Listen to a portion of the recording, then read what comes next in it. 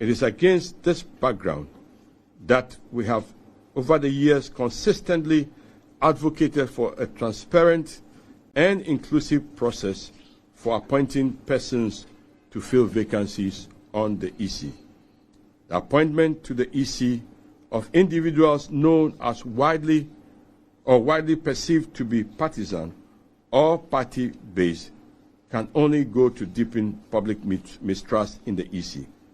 We believe strongly that the resignations of Dr. Peter Piahini and Salima Ahmed Tijani are a necessary step in the efforts to rebuild trust and confidence in the EC, thereby guarantee the peace of our elections and the effectiveness of the Commission in the discharge of its extremely important national mandate.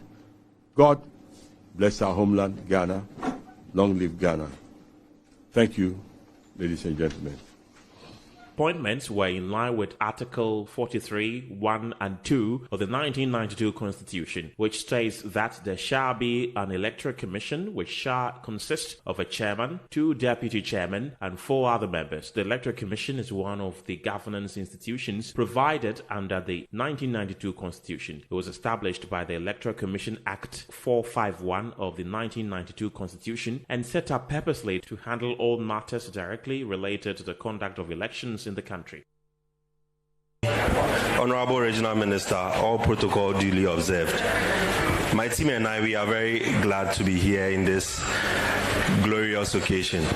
I'll start by introducing my team. I have my returning officer, Elvis Koka, here, and I have my 2 deputies, James Bella Ire. I hope my pronunciation is getting better. Bella Ire. Yes, he's a deputy returning officer. And I have Peter Abraham. Yes, he's also a deputy returning officer. These are the abled men I work with to help us have successful elections in this constituency. So thank you very much. And myself, I'm Mr. Isaac Akoto Dako. I'm the officer, district officer, election officer for Nandom. Municipal election officer. Thank you. So I've enjoyed my stay so far working with all of you in this municipal, and thank you for your cooperation all the time. I don't have the opportunity to express my gratitude, but today I'll use the opportunity to express my gratitude. Thank you all. All right. You know, for a moment, as a referee, when I picked the mic, I was tempted to say Kukrudu. But as a referee, you know, I have to play by the rules. Yeah, so I pretend. Okay, so my job here is very simple. We are here to acclaim the only standing aspirant or candidate for the MPP. So I'm hoping that you all cooperate with me to make this task a very simple one. Please, are you ready to cooperate? Yes, so that we can move on. I shouldn't even spend up to 5 minutes over here. So when nominations were open, it was successful, and at the close of nomination, only one candidate emerged. Yes, and he's in the person of the Honorable MP Ambrose Derry. Yes. Yes. Yes. So, wait, sit down. We are coming to do a very short exercise, then I conclude, okay? It's called a popular acclamation, all right? So, MC, you interpret for me, okay? What I'm about to say, you interpret for me in your native language. So it's a very simple exercise. Nobody, and until Yajatu, Yango Case, Petro Boyadna, Fatrotro, Untimito Petro Fatrotro, Yango Cow, Yango Case, so many Mayadna, Papas for 2 coins. How many cancer? Yadiaka see you, John Funu. Okay, Ubia Yeah, the baby can be a sum. Tina me say, fix it, and the other person will capitalize on it for political advantage. Omunim people, those who are behind the fix it on social media. Omudi no, because if you go across physical 3 days, also man, my head. One home budget and I be more the cost ones. I know. So, fix it to demonstration budget. Also, man, my head. No, one fix it to demonstration. Some budget no one at the Babon. Oh, how about the Babon? Politicians will be feeling sponsorship air cost. Now, fix it, you know. Sademodo, Senya Baswa, Bubo who leaders a dear anymore. What you say? Colors no so fast, no so I just question that. I will push it. Propaganda. Me say fix it, you know.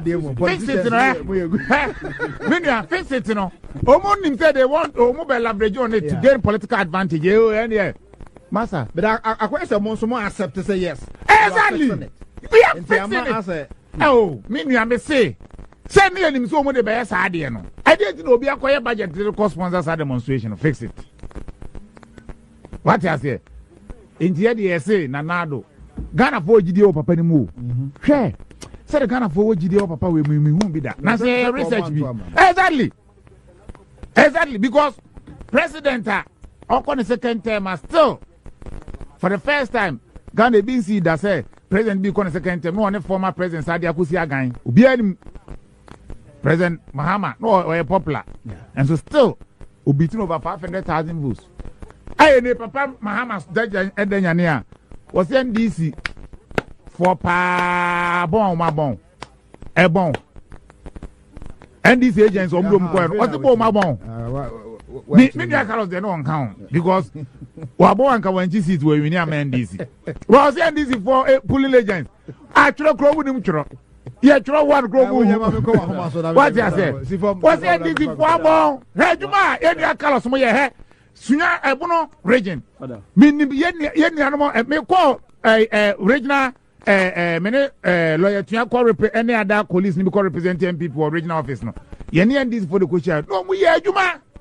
Dear Pomia, Papa Penny, and so my bon. Yea, what will you order? Yes, oh my God. What can I say? Nukure woman say MPP as a political party and MPP government. Yes, see.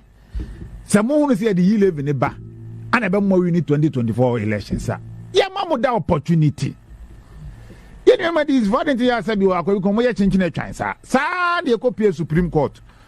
More, Namose Abano, easy, we are mamma.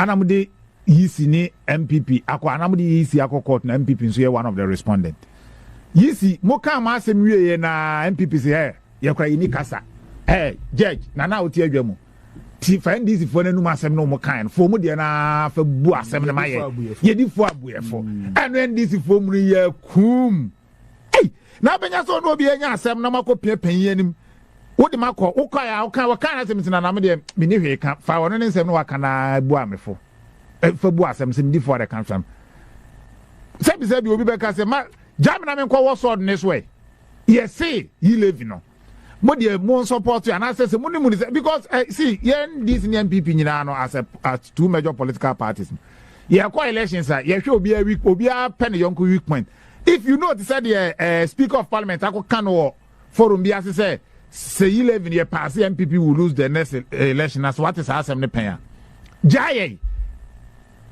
eno zumu pese mbe jaye na kwati kono gina kwanti asem be ni yes mu de mu nye se mu no mu si 11 year de bana Ghana for support wa mu nya ne ehwe and Ghana for support do me ade be me hu se na Ghana for support say policy no enya election ya ye ko to bana se Ghana for and you know Ghanaians we react Ghana for when it comes to election, you're proactive for Sanyo. This time they and as a political party, any policy, any vision. Hey, when it comes to policies, Ghana the history is there for everybody to see. Yeah, the major policies about Ghana how be a benefit to me. Me found quite free SHS, it was a vision and a policy. Ghanaians are enjoying health insurance, it was a vision and a policy. force our transportation system or the buy. And when you talk about policy, that one let us not go there. If you want us to debate about policies, NDC as a party, NMPP as a party, we can debate it because since 1992 up to this time, one Ghana farmer now akwanya more so near so and that's omu or my majority, but you can't even point out single policy. You can't. Mo policy am de buy I don't dey say am nye popular am wamo and it's a nursing teacher training allowance mu twam na dey wu twam so metim say no say but if they will classify it as a policy I don't know what I say say policy no can ho be na 20 you see when 2016 year kwato aba mu twa teacher nursing training allowance ni mu no and Ghana former mu hu say dey no man na mu awo buana say oh yeah last me no mu chiche ska wo table suma students year kwato aba no Ghana for children say sade na amwa enu bi na yenso yes mu de munya ye yi levi no so mo na nje say no kranka mo nya campaign o meboa se mo ma hu say ade ekofu ye mo de yi levi ba pa wom ye wini ene ye nya campaign because we all know the amount of money most spend as a political party you're spending in an election year especially during election it mu say yi levi ne dey ban a sure best for you to win na menua my bet say ato amamo the person wanted to know the first one wanted to know the regions and where they came from. You can see, I think somebody was asking a related question that do we have a mechanism to know whether people, by just looking at them, people are 18. I'm not an anthropologist, but those who have studied sociology, anthropology will tell you when you go to every country, if you live in Korea, the Koreans, they know how they grow. So we live in our part of the world, we know how our people grow. So if the one who asked the question comes to me and says he's 12 years old, I will doubt him. Because I've never seen, about 99% of the time, you will never see anyone who is a practicing journalist who is 12 years old. So I think we know how our people, we are in our countries. And that's, when you talk to the anthropologists, they will tell you. So I think we need to look at it from that angle. And I think the IPAC, the question on the IPAC, I think this is a forum for registration. So this is not the forum for that. I think somebody was saying there was a question on the guarantor system. People, 63.14% have used the guarantor system. Let's go back. In 2020, when we did the registration, out of the 17,027,000 people who registered in 2020, about 61% of them, they registered with the Ghana card. About 61% of them. That's more than 10 million. The figure was 10,259,000. This was 2020. They registered with the Ghana card. At the time, the Ghana card numbers, I'm not sure if they had done even 12 million. But we had about 60%. So fast forward. Preliminarily, we will say that there are a lot of factors why people are bringing the Ghana card, people are using the guarantor system, which we need to get into it. But clearly, it's possible some people may not be qualified. And because they are not qualified, they are hiding under the cloak of the guarantor system to be able to get onto the register. For example, the video and the pictures we show to you, all those people, per the information at our disposal, they were coming through the guarantor system. And you saw them with some papers. Did you see that their ages had been written on those papers for them? So when they enter, they will show you, my name is this, I was born on this, and I'm 18 years old. That's what you can see. So I think that if you make the guarantor available, people will use it. And if you have the Ghana card also available, compared statistics to us, about 17.5 million people have been issued the Ghana card. And I think the media, you want to have a very credible register. All of us want to have a very credible register. And the Electoral Commission is convinced that the guarantor system has outlived its usefulness. And there was a related question. What happened to the challenge system? Because the guarantor system has outlived its usefulness, the challenge system is also a problem. And the Commission is saying to avoid all this, everyone who comes to us to register as a voter must come on his own terms. Recently, we had the EU observer mission. When they came, one of the things they told the Electoral Commission was that it's outmoded or it's antiquated for somebody to come and vouch for the citizenship or for the age of another person in 21st century Ghana. And when you talk about election management, Ghana is the best in the sub-region and even in the continental wide. So we are committed. Our objective is to ensure that 31, 32, 33, 37, 38, 39, 40, 41, 42, 81, 32, 33, 37, 38, 39, 40, 41, 42. Me MPP ni by never because of Kroma enye. So what you say, sika no so mo che no, omo che e true. Omo che be e true. Enwa bia yi anadwo bre. Mo be ye kampa. Magada boys no. Se mo bro ma dia, makwa chichiri wi, se tie nie. Ana mo de 100 cedis atoso. E dia bro omo. Enwa anadwo bre. We matter and sa men sanka bi what man ma wialum sa arentia it me va kwam na ko to aba mo bi o ara majimi majimi awusiafo enti de akoso no ose ono ne de a to ma wo ano ba basiriwa me kwa maja nan na mi do ne ya chiche wi embripum ayi be ma ba ko owro le shirt tugu yi wazo ba se enu wi ya nu wi wasi amunu wi na na mo bra mbetimi awi abanu amaye omo sika ni wi ka say yes say na shembripum and 100 cedis that so me say me ka say yes say na mo anado no 10 to 11 na me wo me say me ka say yes say wi o me ba wi no any sika say everybody mu eti ba ko ni nim say eye sika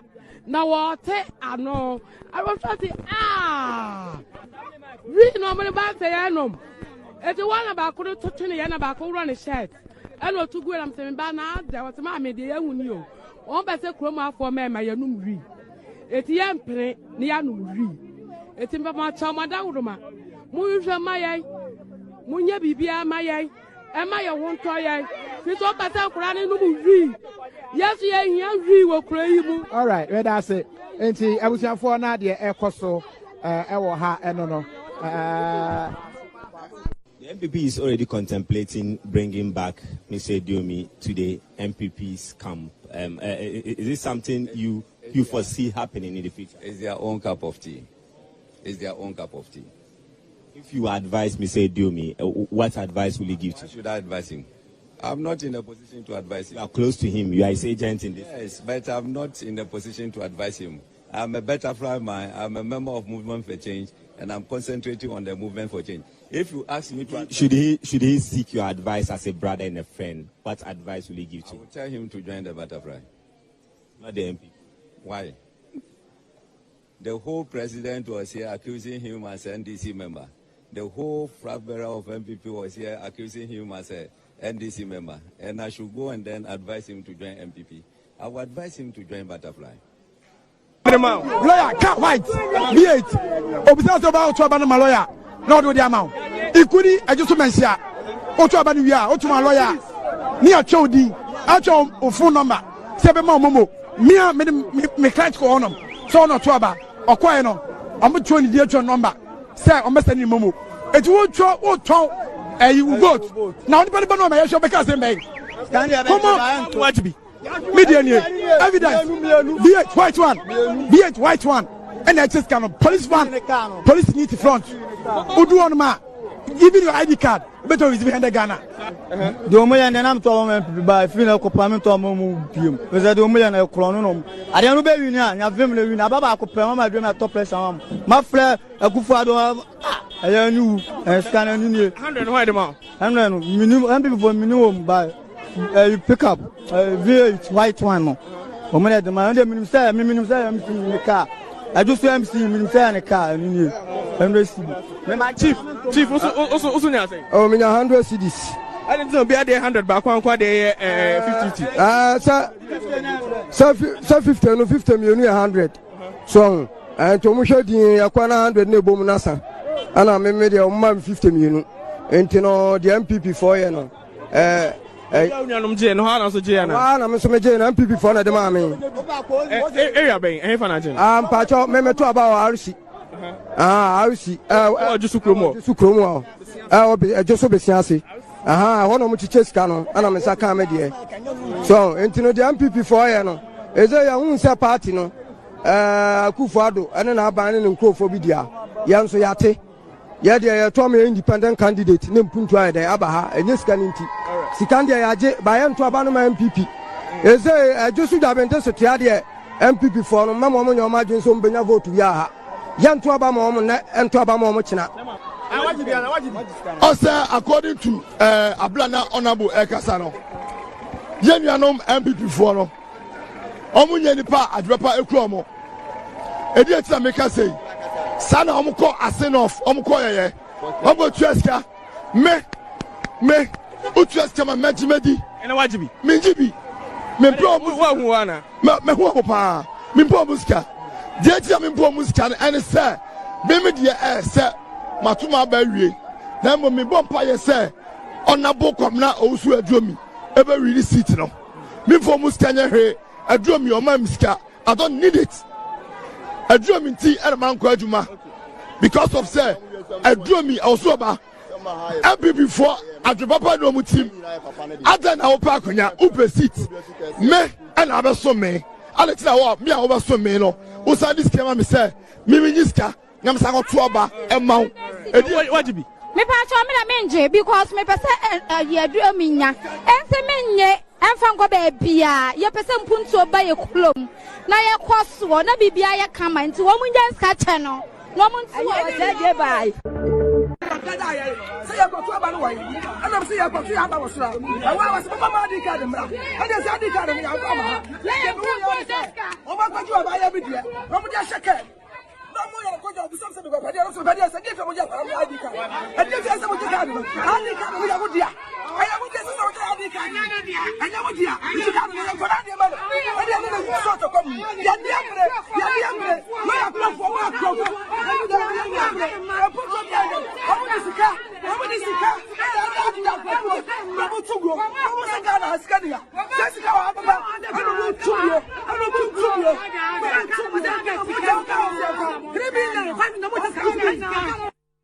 Less than 50% in today's election, being the turnout for today's election. So coincidentally, today is also a market day in the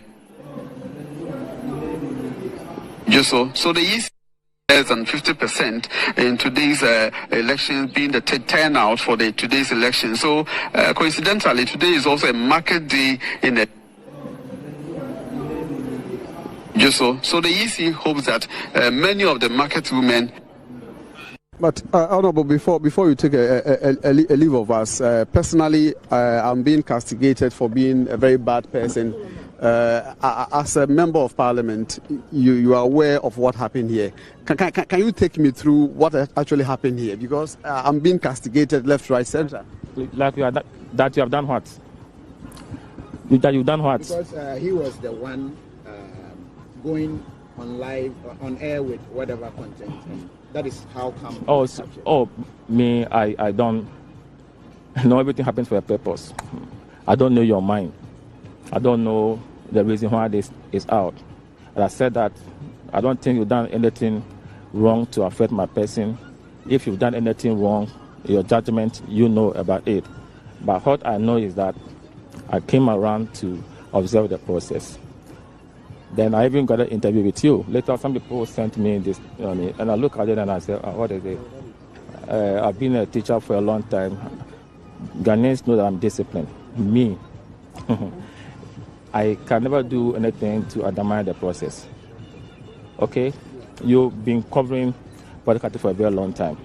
If I were to influence the process negatively or to my kindest favor, honestly, sincerely, It is the form that I'm going to do that. So do you feel bad that the officers have been relieved of their duty? Currently, the officers there are... How do you feel about this whole process? I think they are victim of circumstances, and I think that, I don't know, but they've done anything wrong. This is what I'll say about that. But I will address this issue to apologize that you forced me to put some words across.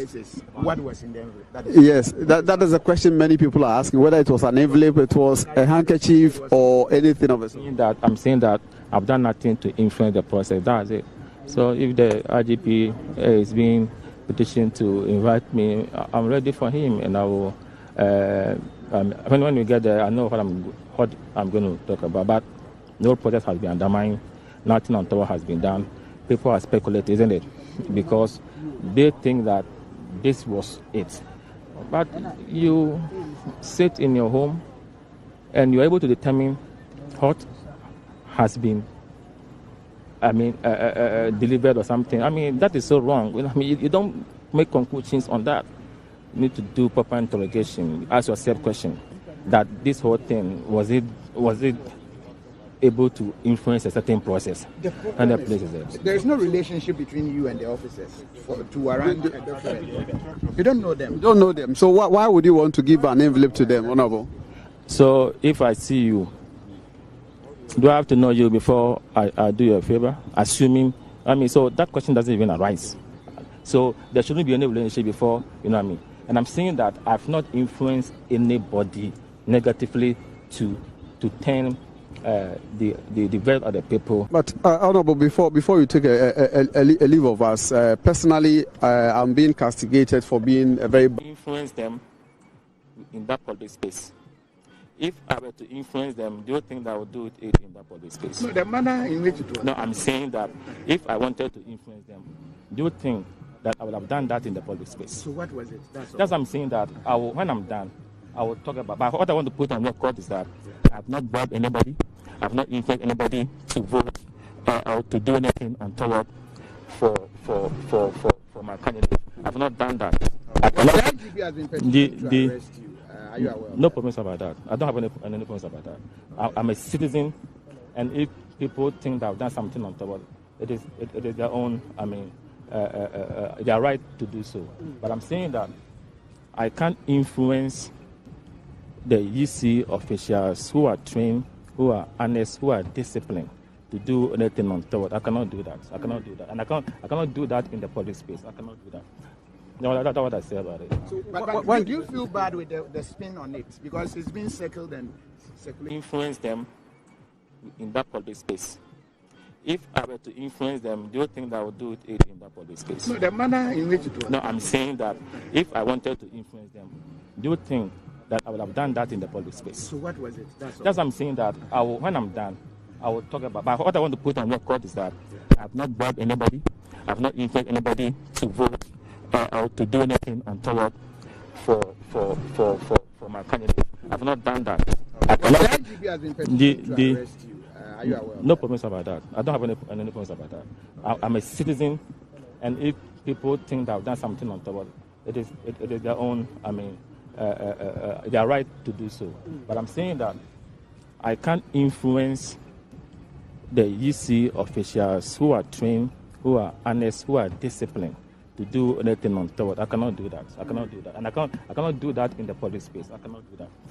No, that's what I say about it. So, but do you feel bad with the spin on it? Because it's been circled and circulated. Influence them in that public space. If I were to influence them, do you think that I would do it in that public space? No, the manner in which it was. No, I'm saying that if I wanted to influence them, do you think that I would have done that in the public space? So what was it? That's what I'm saying, that when I'm done, I will talk about. But what I want to put on record is that I've not bribed anybody. I've not influenced anybody to vote or to do anything untoward for my candidate. I've not done that. The IGP has been petitioned to arrest you. Are you aware? No problems about that. I don't have any problems about that. I'm a citizen, and if people think that I've done something untoward, it is their own. Their right to do so. But I'm saying that I can't influence the EC officials who are trained, who are honest, who are disciplined to do anything untoward. I cannot do that. I cannot do that. And I cannot do that in the public space. I cannot do that. No, that's what I say about it. So, but do you feel bad with the spin on it? Because it's been circled and circulated. Influence them in that public space. If I were to influence them, do you think that I would do it in that public space? No, the manner in which it was. No, I'm saying that if I wanted to influence them, do you think that I would have done that in the public space? So what was it? That's all. I'm saying that when I'm done, I will talk about. But what I want to put on record is that I have not bribed anybody, I have not influenced anybody to vote or to do anything untoward for my candidate. As your president, I want to extend my heartfelt gratitude to all Ghanaians for their patience and understanding during recent temporary challenges with the electricity supply across the country. Over the period, the issues surrounding maintenance of transformers and gas supply have been successfully resolved, resulting in a sufficient improvement in power supply reliability. Indeed, over the past few days, we have witnessed stable electricity supply across the country, with no load shedding reported anywhere yesterday. For the past 7 years, we have worked tirelessly to keep the lights on, and I am confident that the unfortunate era of doomsday will not return.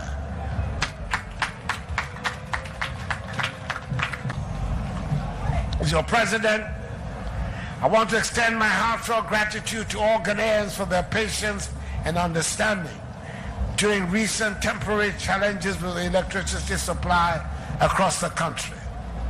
Over the period, the issues surrounding maintenance of transformers and gas supply have been successfully resolved, resulting in a sufficient improvement in power supply reliability. Indeed, over the past few days, we have witnessed stable electricity supply across the country, with no load shedding reported anywhere yesterday.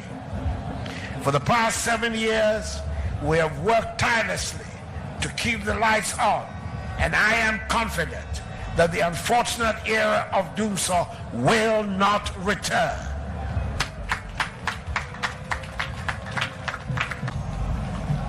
Until the pandemic, we were, year on year during my first term, one of the fastest growing economies in the entire world. The global landscape was subsequently severely impacted by external factors beyond our control, foremost amongst them being the COVID-19 pandemic, which reared its pernicious head in 2020 and 2021. The devastating effects of the pandemic reverberated across the world.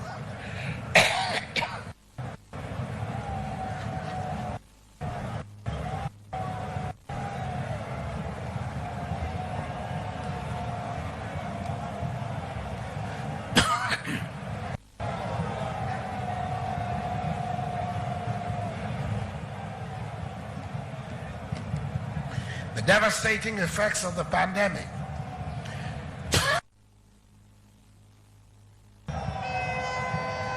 causing widespread disruption to economies, including our own. Moreover, the escalation of tensions following the Russian invasion of Ukraine further exacerbated these difficulties, leading to increased volatility in global markets and heightened uncertainty. What is the difference between the ordinary thief and a political thief? Number one, the ordinary thief steals your money, your bag, your watch, and your jewelry, isn't it? But the political thief steals your future, your career, your education, your health, and your business. Number two, the hilarious part is that the ordinary thief will choose whom to rob. But you are the one who choose the political thief to rob you. Because we choose them. We vote them. We blindly say we are not blind. Who is deceiving who? The ridiculous part of the whole issue is that we will fight to defend and protect our belongings from the ordinary thief. Is it not? But we fight each other to defend and protect the political thief. Is that not what we do? Thugs will be fighting themselves to protect those that are stealing our career, stealing our job, stealing our health, stealing our success. What a shame. If you reach a certain stage in life and there is nobody who can look you in the eye and tell you the truth, you are doomed. And that is where our country has gotten to. We need to rescue this country. Wallahi. And I feel very terrible as a Ghanaian at this time. This country is in serious trouble, ladies and gentlemen. We are in serious trouble. We need to rescue this country, ladies and gentlemen. The presidency has been so depraved, so muddied, so dirtied, that I tell you in all sincerity as a Ghanaian, that I feel terribly sad today as a Ghanaian. We need to rescue this country. Wallahi. Inshallah. Please don't cry. We shall rescue our country.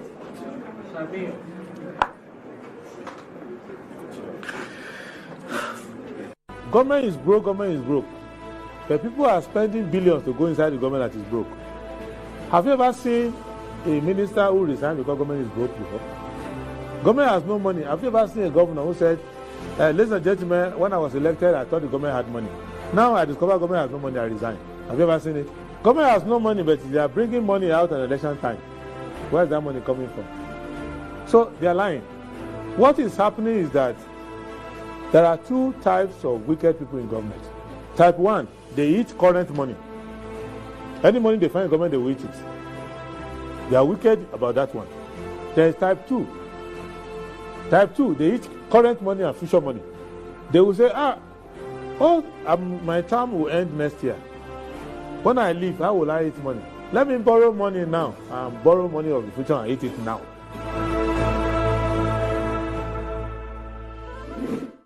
Hello, good morning and welcome to the show. This is Good Morning Ghana live on Metro TV. It's a Thursday, the 2nd day of May 2024.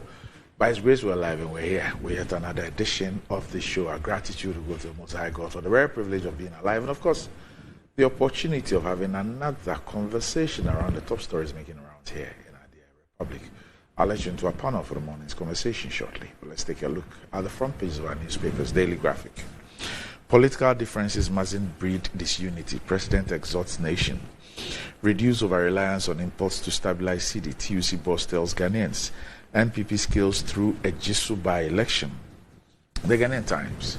At May Day celebration in Accra, let's protect our democracy. President Kufuor tells organized labor.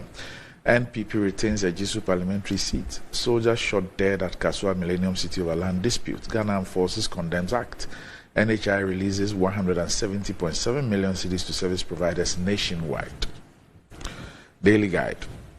Domso is over. Nana. Cecilia Adapa case. AG rejects special prosecutor's money laundering allegation. Kasua soldier killer grabbed. Boatin retains a Jisu NPP seat. U.S. Army major convicted for gun smuggling. The New Crusading Guide. Remove your mask and testify or we free Nyantichi. Court orders are nas. Domso will not return, Akufo-Addo assures. NPP retains a Jisu seat. Suspected killer of military officer, non-national security staff. Will bring back a drone to NPP. Stephen Ntim assures. Court jails man 7 years for cocoa smuggling. The Insight. Get fined school locked up in Tema over government's failure to pay 500,000 Ghana cedis owed contractor. Current crop of Ghanaian lawyers not what Nkrumah envisaged. Professor Tuguba. Pledgeo Festival launched. Odaifio Walenti III calls on indigenes to promote culture and history of Mungwa, liberating the land from Africa to Palestine. The Daily Statesman. Erratic power supply fixed. Akufo-Addo declares. NPP urged to heed lessons from a Jisu by-election. Eugene commits to Utu Senya West Development. TVET to distribute 1.2 million textbooks to students. Ghana prepares to host Third Africa Media Convention. The New Finder. New labor law to be enacted by end of this year. President Akufo-Addo. Ecobank Ghana announces sterling financial results at 2023 AGM. Link tax payment system to SNIT NHIS benefits. GRAU. World market price of cocoa drops by 27% in 2 days. Daily Post. At a Jisu by-election, NPP buys votes with we. National security now running away from Ben Lord Abebio after he shoots soldier to death. Coming up, CEO of Ghana Gas Company under pressure to sign dubious Ghana Gas Phase 2 contract. And that's about it for the front pages. We'll be back shortly.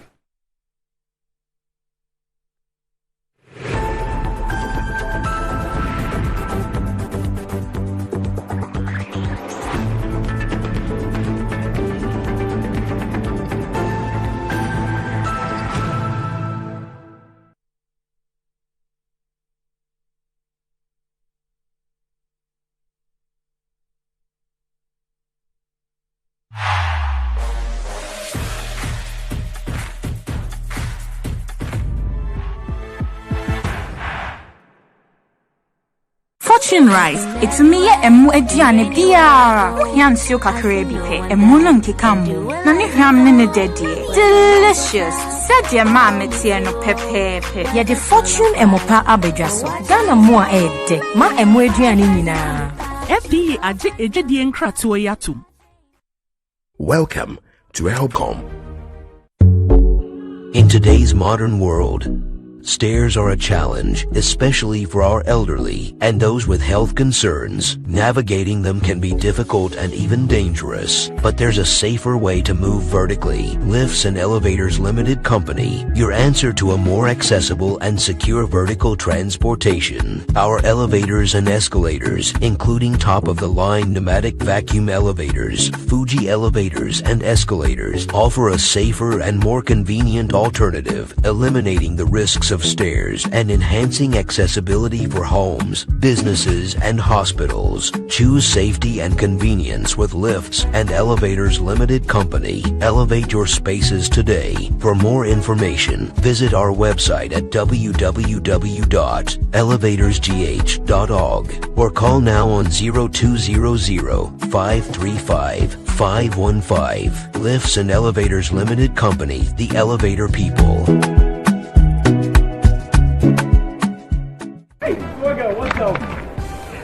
How far with your intention? To be honest, I'm so nervous about starting this new role on Monday. Oh, please. I know you'll be great at it. You should be worried about what benefits they have. Example, do they have health insurance? I doubt they will have that for internet. But no shaking. I have NHIS already. After you're on a line, ting. Ina, look at you. What are you going to do in your office when you can just download their app to register for an NHIS membership? Yes, my people. You heard right. You can now download and register your membership on my NHIS app. No long queues or tedious paperwork. All you need is your Ghana card to register for yourself and for others. Once you register, you get a new digital NHIS card on your phone. My NHIS app gives you access to credentialed health facilities and services across the country. NHIS covers over 95% of disease conditions in Ghana. Access to healthcare just got easier. Now let me sign up quickly. Miss Steph, I'm starting work next month. We are back, bringing you the latest lineup from Betway. Betway starts strong with their front two, with Free Play Friday and Swipe Bet. In the middle, you've got all the control with Cash Out and Build a Bet. Plus, with Win Boost, you can boost your sports bet. At the back, they have Smart Picks and the partial daily jackpot. You always get way more with Betway. As you can see. These adverts have been vetted and approved by the Gaming Commission of Ghana. Bet responsibly. No under 18. Terms and conditions apply. Betway. Get way more. Anti-cavity, gum protection, brighter teeth, and fresh breath. I'm a fair missy way. The patch of banter, Matias.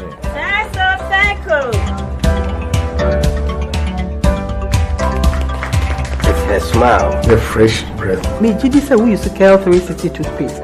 Send me Cal 360 toothpaste. Just here, Cal 360 toothpaste. It's a gum protector. Onim jom kasa. Ile kosing. Cal 360 did the way. It's cool mint, gives me fresh breath and your confidence booster. You will so feeling kika when you know Cal 360 toothpaste. Happy. Cal 360 toothpaste, anti-cavity, gum protection, brighter teeth, and fresh breath. Cal, happy smile. This advert is FDA approved.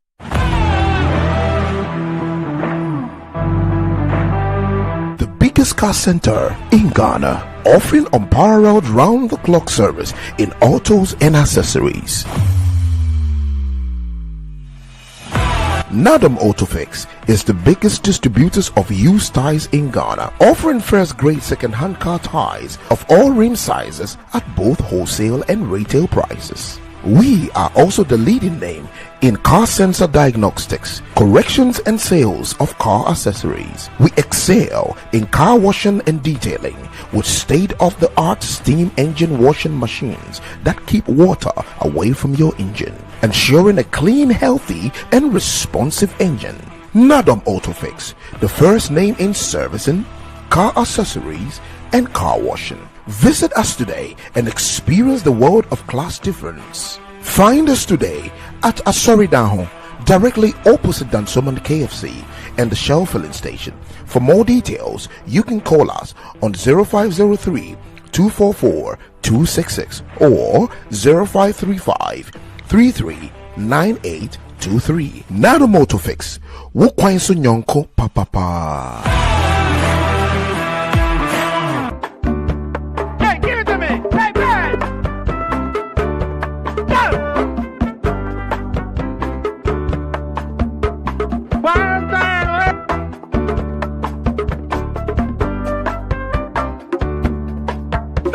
Stop! Enough you guys, oh! Continue!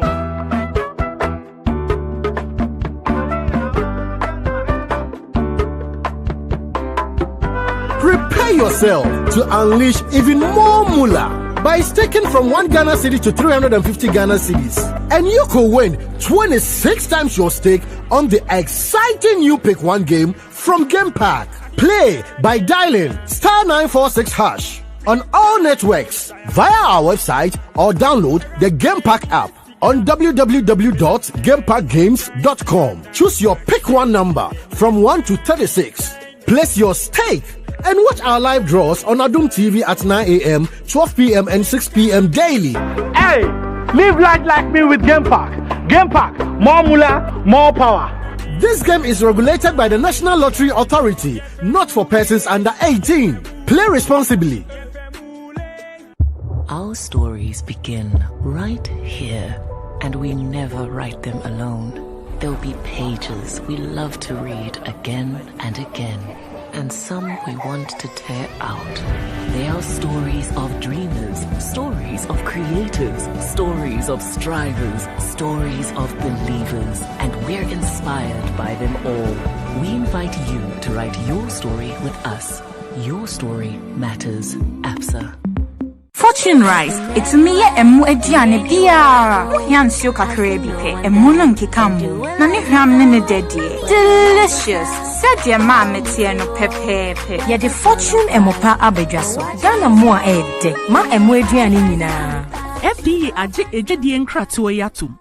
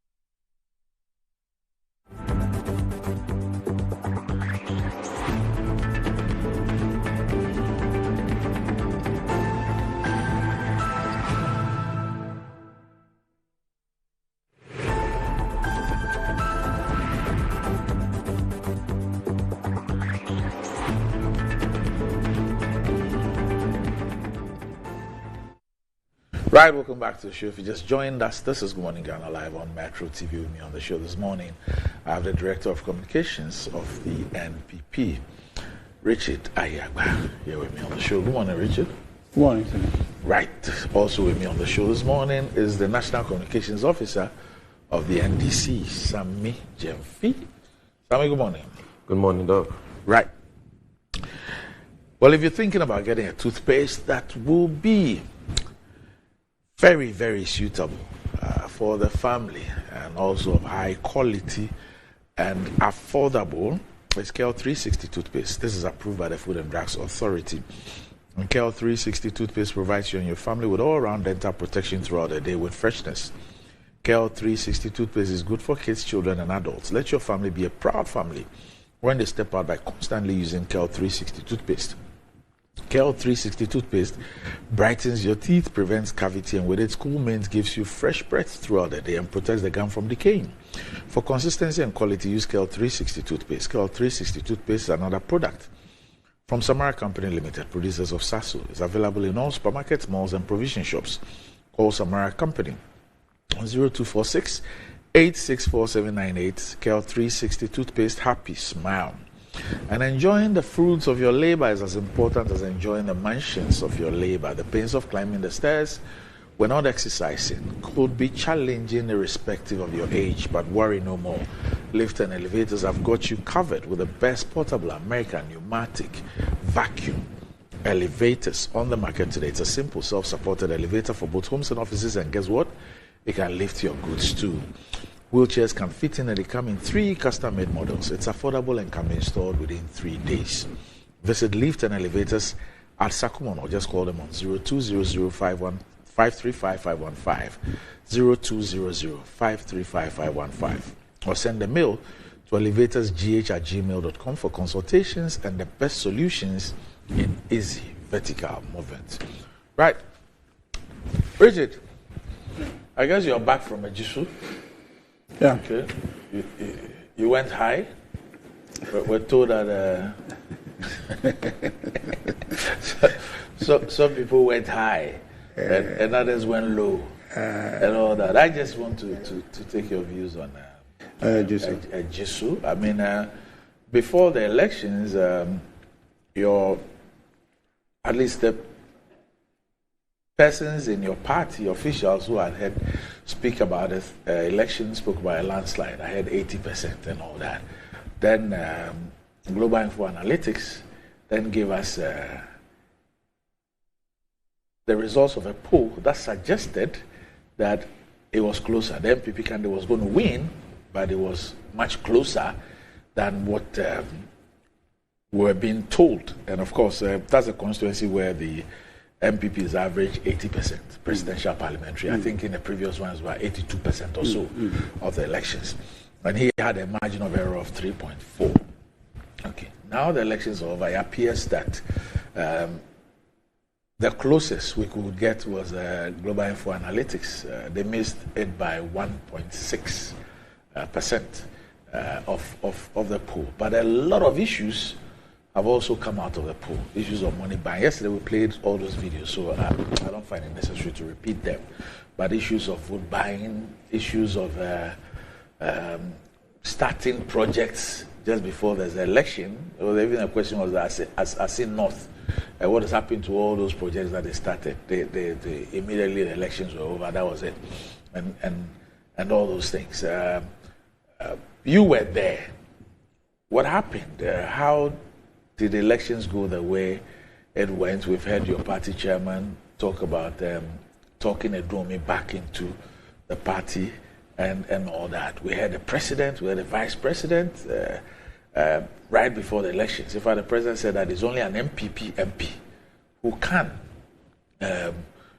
get him, lobby him for projects. That also has become a talking point on another level. But let me hear you. You were on the ground, and knowing you, I know you were in high throughout the period. And I'm not sure you're one of those who was distributing the weed to the people too. So let me hear you. Well, thank you, Senior, and very good morning to your viewers, to Savi, and to your good self. I think that Ejisu, the outcome was expected. It's an MPP. Really? Oh, yes. You mean outcome as in MPP? As in the victory, the seat. yes. Okay, yes, right. It's expected. It's an MPP seat. but we didn't consider that as a given and therefore did not work for it. There was every effort in the constituency to guarantee that outcome that we know was inevitably coming. And so there was a lot of work that was put in.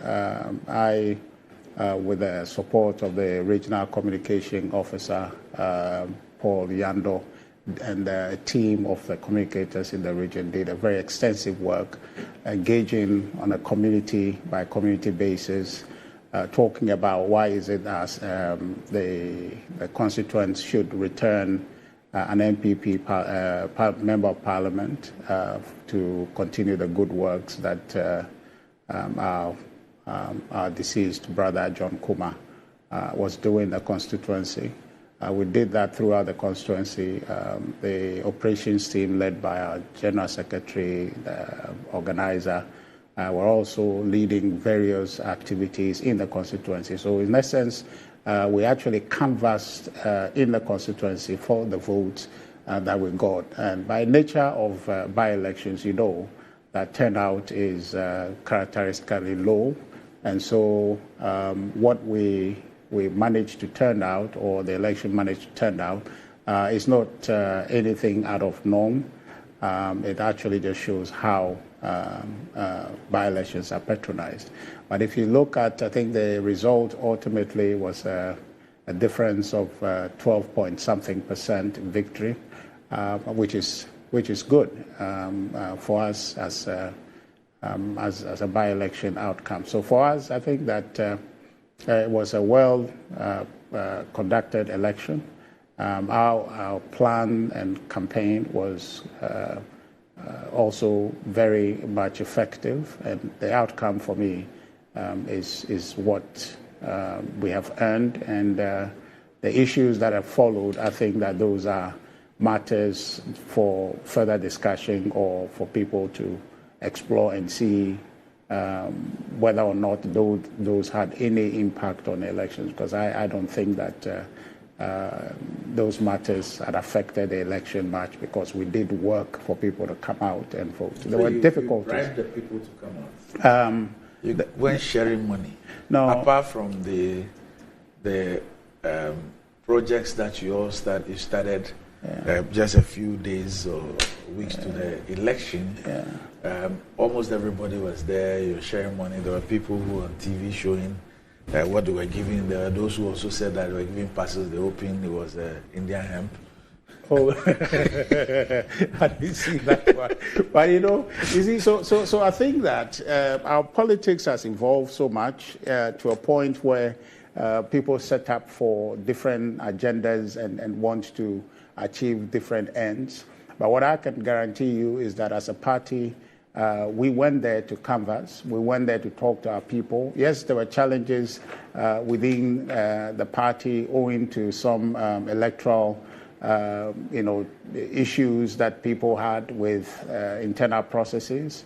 But those were matters that even in the best of days or in the best of places, you would still have instances like that, because just a human institution, people would wrong people, and so therefore it would create some internal displeasure for people, and then they would want to make their point and take their pound of flesh. So when we went, these were some of the issues that we confronted and we dealt with, to say that, look, what is principal is the party. The issues to do with interpersonal grudges should not take precedent over what the party's primary goal is, which is to retain the seats. And I think by and large, people bought into that message, and then they worked. Those who worked with us in canvassing, those who were canvassed, came to some understanding to say that, yes, indeed, they will prioritize the party, and they did. And I think that that's the result we saw. All the incidental matters, I think that if the tables were turned, if it was a situation where and the NDC contended that election, it would be the same thing. People would say stuff that they shared money, this, that. But those are not matters for us to really focus on. What we have is a democracy that is working. People came and expressed their view through the ballot box. And in the end, every vote was accounted for. And the total of it is that MPP won, and I think that is something that we commend the EC for holding the process and ensuring that the compliance that is expected was observed, and the result is what we have. And I don't think that we should focus too much on the side issues. For me, what is important for me is that the election was peaceful, and the result is clear. Nobody is contending the results. The things I've seen, people talking about, oh, we have been giving money here, money there. I don't remember giving any money to anybody. And when people are generous to people, if that's what they are saying, and then they would make that a political issue, I don't know how that can be factored into a conversation. People are being generous. Yeah, so I'm saying that is not. I'm not sure how that can be factored into a political conversation to say that I am bribed. You know this thing even before, and those who are on camera saying I'm giving this, I'm giving that. Apart from me knowing they've been put up to doing it, if you go to a funeral, you go to places, you see that people come to you and ask, for money.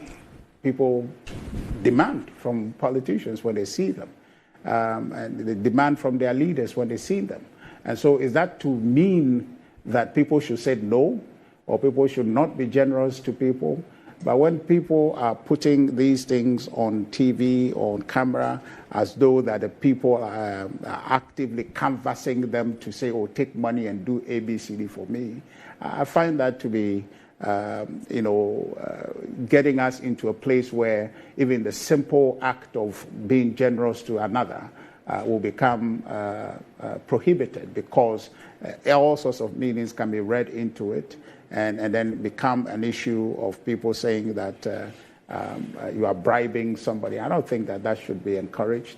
When people are generous to people, it should just be that and not be misconstrued as people trying to compromise people. And I think that's really what, if indeed people were giving any money, it was in the spirit of just being generous to them. And I don't think that there is any problem with that. Really, I don't think so. But the point must be made. I don't know if you discuss our brother Dr. Kingsley's issue separately, but you can add it. But I'm just saying that even included in this whole conversation, and I've seen some videos here when I came about people saying that they've given us 50 cedis, 100 cedis, and all of that. That is not a design by the party to give any money to people to bring them or to buy them to come and vote for us. But these are common things that you see constituents leaders for money, and that is not really an attempt to compromise them or to buy their conscience. And the issue with Dr. Kingsley, I have made a comment about that, and I think it's clear that you know him. He's a very straightforward guy. He's a disciplined, responsible person. For what I know about him, I don't think that act there was designed to compromise anybody. Corruption or acts like that intended to corrupt anybody are not done in the open the way he did it. He was just touched. I don't know what conversation ensued, but gave them some gift from what we hear from the EC's report, that it was intended for them to eat with or to have lunch with. And so no malice was intended there. No compromise was intended there. And if you see in the video that is playing, you can see that he gave the gift or whatever is in the envelope he gave them for lunch.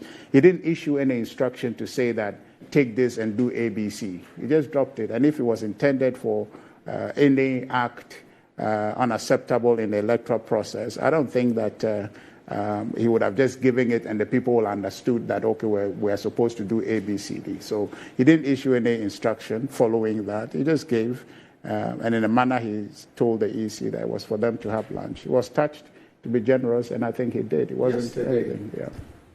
I played a video. There was part of the videos, the issue of the money. But I played a video of 3 persons who said that they had demanded money and gave reasons why, they were making the demands before voting, and insisted that if they were not given those monies, they will not vote. They will get that video ready, and when that video is played, I'll take the views of both of you on that.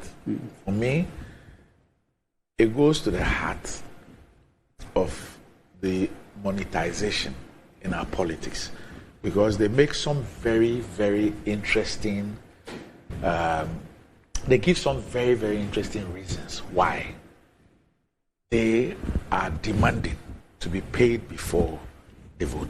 Yes. Yeah. I think we can do that. But just to conclude on Dr. Nyako's point is to say that, yes, clearly he just gave a gift, he was touched, whatever. But the other thing, too, that I think is noteworthy is that there were the agents of the contestants were there, including the MPP's own agent. And I haven't seen or heard any of them comment to say that he gave the money and made this request of the people to try and undertake a certain project for him, for which reason he gave them the money. If he had said anything to their hearing, they would have reported that, which then validates the point that his act was not intended to elicit any outcome for him or his candidate. His act has caused those two people their jobs. Yes, certainly, that's unfortunate. But then, that is not the intention. It was just being nice, and perhaps in the space, the look and feel of it, aligns with the narrative people want to put on it to say that he's designing to compromise the process. But that is not what he intended to do. And I think that we should appreciate his personality and what his record has been, and understand that what he was doing was just an act of generosity and not anything intended to compromise the process. Okay. So, I mean, you didn't contest in an election, so should I skip? Look, they were there. This was a national election. Okay.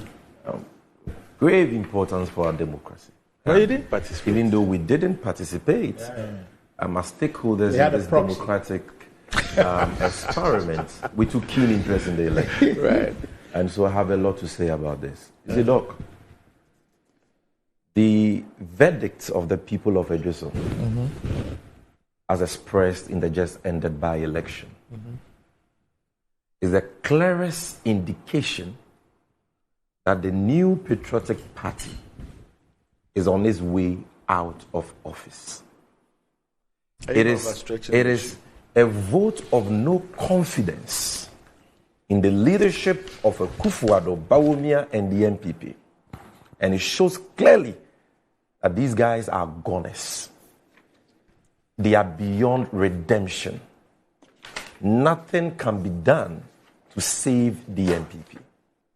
It is very clear when you look at the results that they are already out of office. That is not to say that we are going to be complacent. But it is very refreshing to know that our efforts are yielding results. If you are a young person, you are a businessman, you are looking for a political party to support in the upcoming 2024 election, look no further. The NDC is your surest bet. Because the new patriotic party has betrayed the trust of the people of Ghana. They have flattered to deceive on all their major promises. And as a result, Ghanaians, including their own stronghold voters, have lost confidence in them. And the signs are very clear on the wall. Doc, I say this for 3 reasons. Number 1, you see, Edgeso is not just a stronghold of the NPP. Edgeso is one of the Akan Ashanti-dominated constituencies in the Ashanti region. Yes, the entire Ashanti region is a stronghold of the NPP, rightly so. However, Edgeso is one of the strongest constituency in that stronghold for the NPP. And it is the reason why the MPP has always won Ejiso with a landslide margin. As you rightly pointed out, in the 2020 elections, the MPP won that constituency by over 82% of the valid votes. 82% of the valid votes. Now, less than 4 years down the line, we go for a by-election. And you see, a by-election is not like a national election. Doc, a by-election is just an election for one constituency.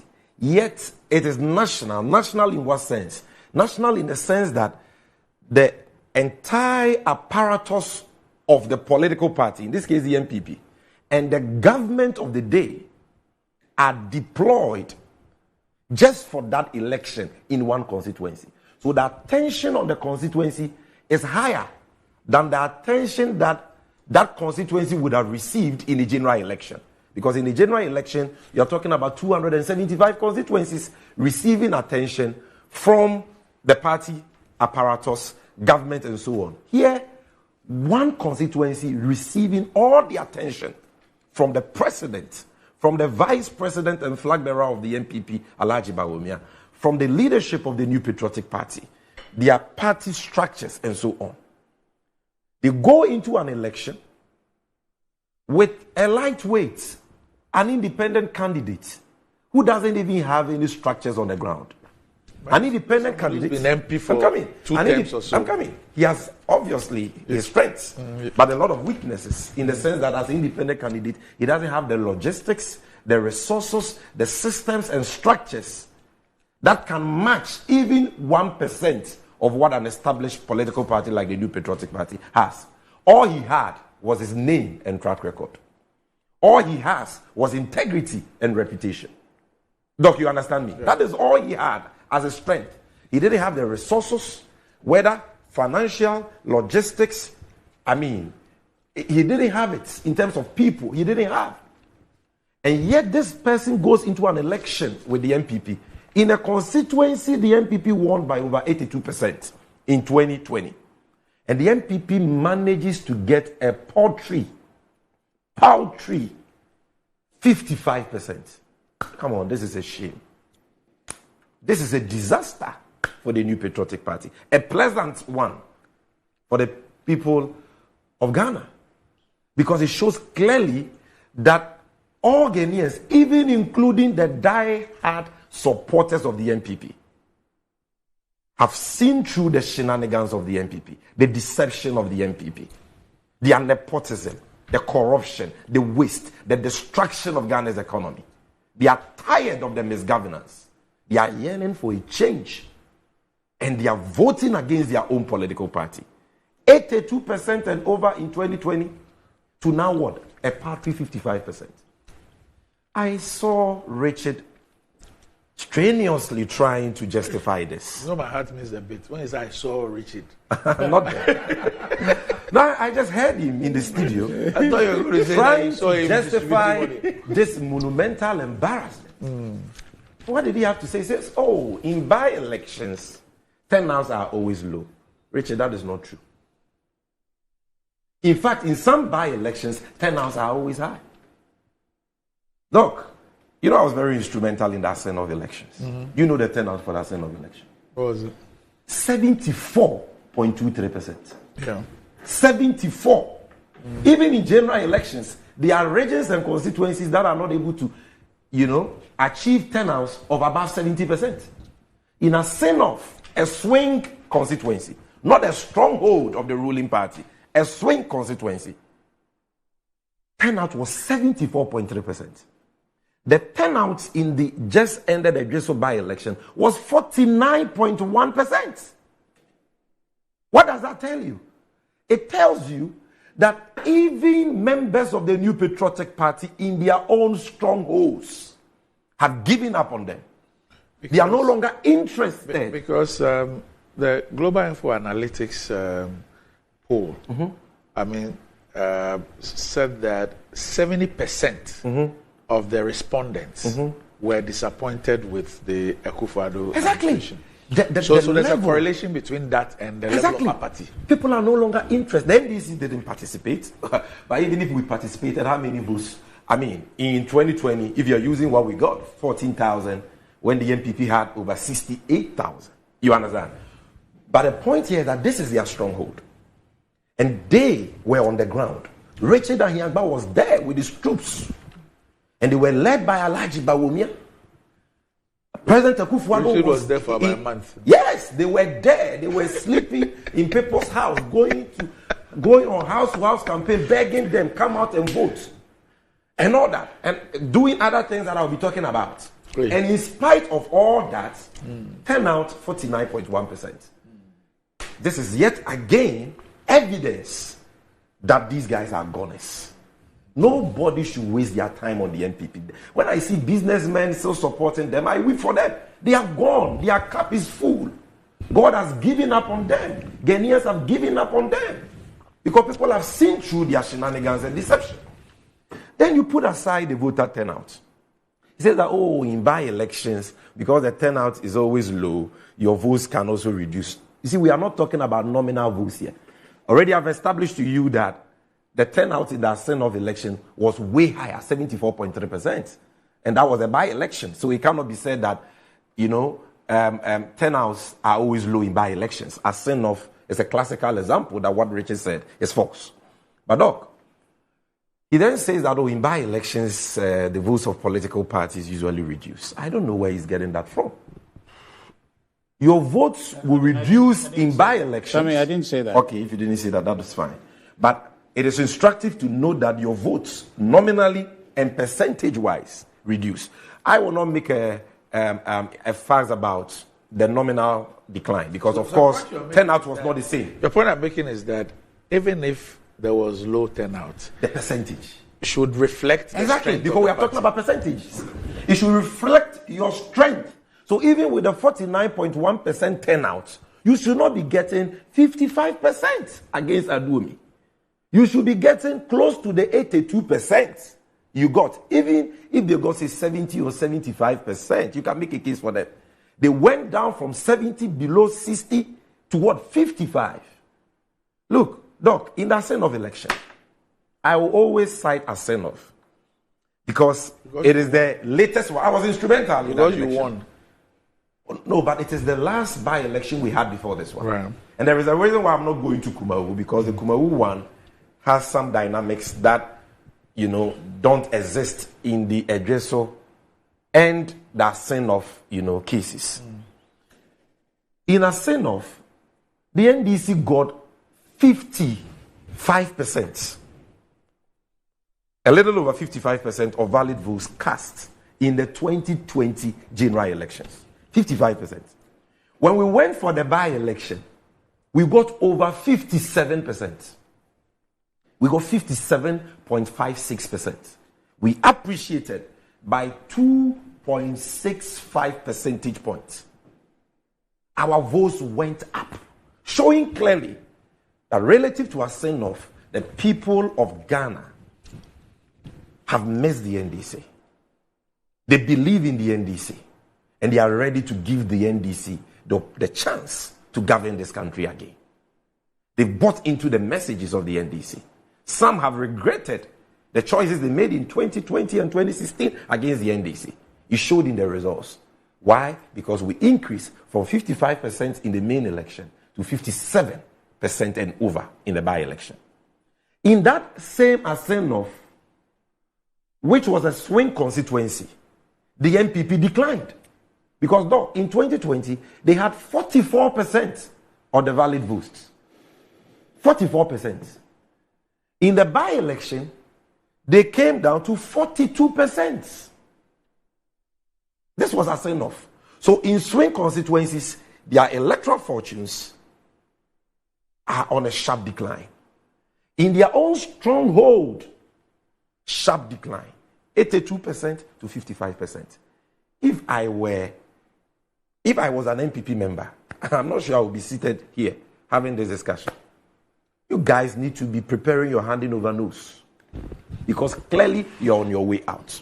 But Doc, what even makes these statistics profound and worthy of consideration are the kind of things, the machinations that the NPP deployed in the Ejeso election, which yielded this paltry 55% of valid vote cast we are talking about here. Now, this is an election, as I've already indicated, where one individual was contesting against the might of the ruling New Patriotic Party and the entire government apparatus. This gentleman, who has served the NPP in parliament and in various capacities, but who today is being demonized, talking about Duomi. He was branded by the NPP, led by Richard Ahiagba, under the direction of his boss, Alhaji Bawumia, to be an appendage and a stooge of the NDC. You realize that not too long ago, Richard in the studio, on this seat, said that we, the NDC, were in a Ejeso. You know what he was insinuating? What he was insinuating was that we were supporting Adromi in the background. Yes. That was their main campaign. So they went to house, telling the people of Ejeso, because they know that traditionally NDC is haram in Ejeso. If the NPP can get 82, 83% in an election, it should tell you that our strength in Ejeso traditionally has been weak. In a video played yesterday, the vice president said that. Exactly. Yeah, and you see, so their strategy is that once we brand Aduomi as NDC, the people of Ejeso hate the NDC to the extent that they will reject Aduomi. So Bawumia himself, when Bawumia saw that Richard was not doing a good job, he himself went and joined the campaign and said, a vote for Aduomi is a vote for the NDC. The people of Ejeso heard them. And in spite of that, 43%, more than 43% of the people who voted said, even if Aduomi is being financed or sponsored by the NDC, what does this tell you? Talk number 2. This is an election where, Master, I saw money at a send-off. I saw money in trucks. Truckload of money. 200 Ghana cedis notes. Oh, you're exaggerating. Fresh. You're exaggerating. No, what are you talking about? I was in a send-off for 7 weeks before the election. I never left a send-off. I was in the thick of affairs. You know, I was responsible for managing the campaign. There is nothing that went on in that election that I was not aware. We were there. We saw truckload of money. They were distributing money like there was no tomorrow. Cutlasses, weedy size. Doc, but the reports we heard from Ejeso, some of which we have seen on video, beats by far what happened at that send-off. Come on, money be what? Now you're exaggerating. What is money? Wana money or taxpayers' money? Bundles of money in this time of suffering and hardship for the people of this country being distributed like biscuits, like a brody in Katia. Distributing money in your own stronghold in an election that the NDC, your main contender, was not even participating. You wasted public funds in this manner. People were auctioning their votes because the money was flowing from everywhere. And in spite of all the money they shared, voter turnout was 49.1%. And the NPP had a paltry 55%. Look, you guys, you should be reading the signs on the wall. Your time is up. Your cup is full. Look, the NPP did something that has never happened in the history of Ghana before, in the history of elections before. And you see, we need to take strong exception to what they did. The level of desperation they displayed at Ejeso, I have never seen in any election in Ghana. And that is why I say that that level of desperation beats by far what they did in Asenov. How can you be going for an election in your own stronghold? You are supposed to have the interest, the health, the life, the future of your people at heart. But because of power, the desperation for power, you go distributing marijuana illicit that's an allegation. drugs. That's Allegation by some residents. Eyewitnesses, residents who were giving the weed were the ones talking on tape that they brought us the weed. It wasn't one person. It wasn't two people. It wasn't three people.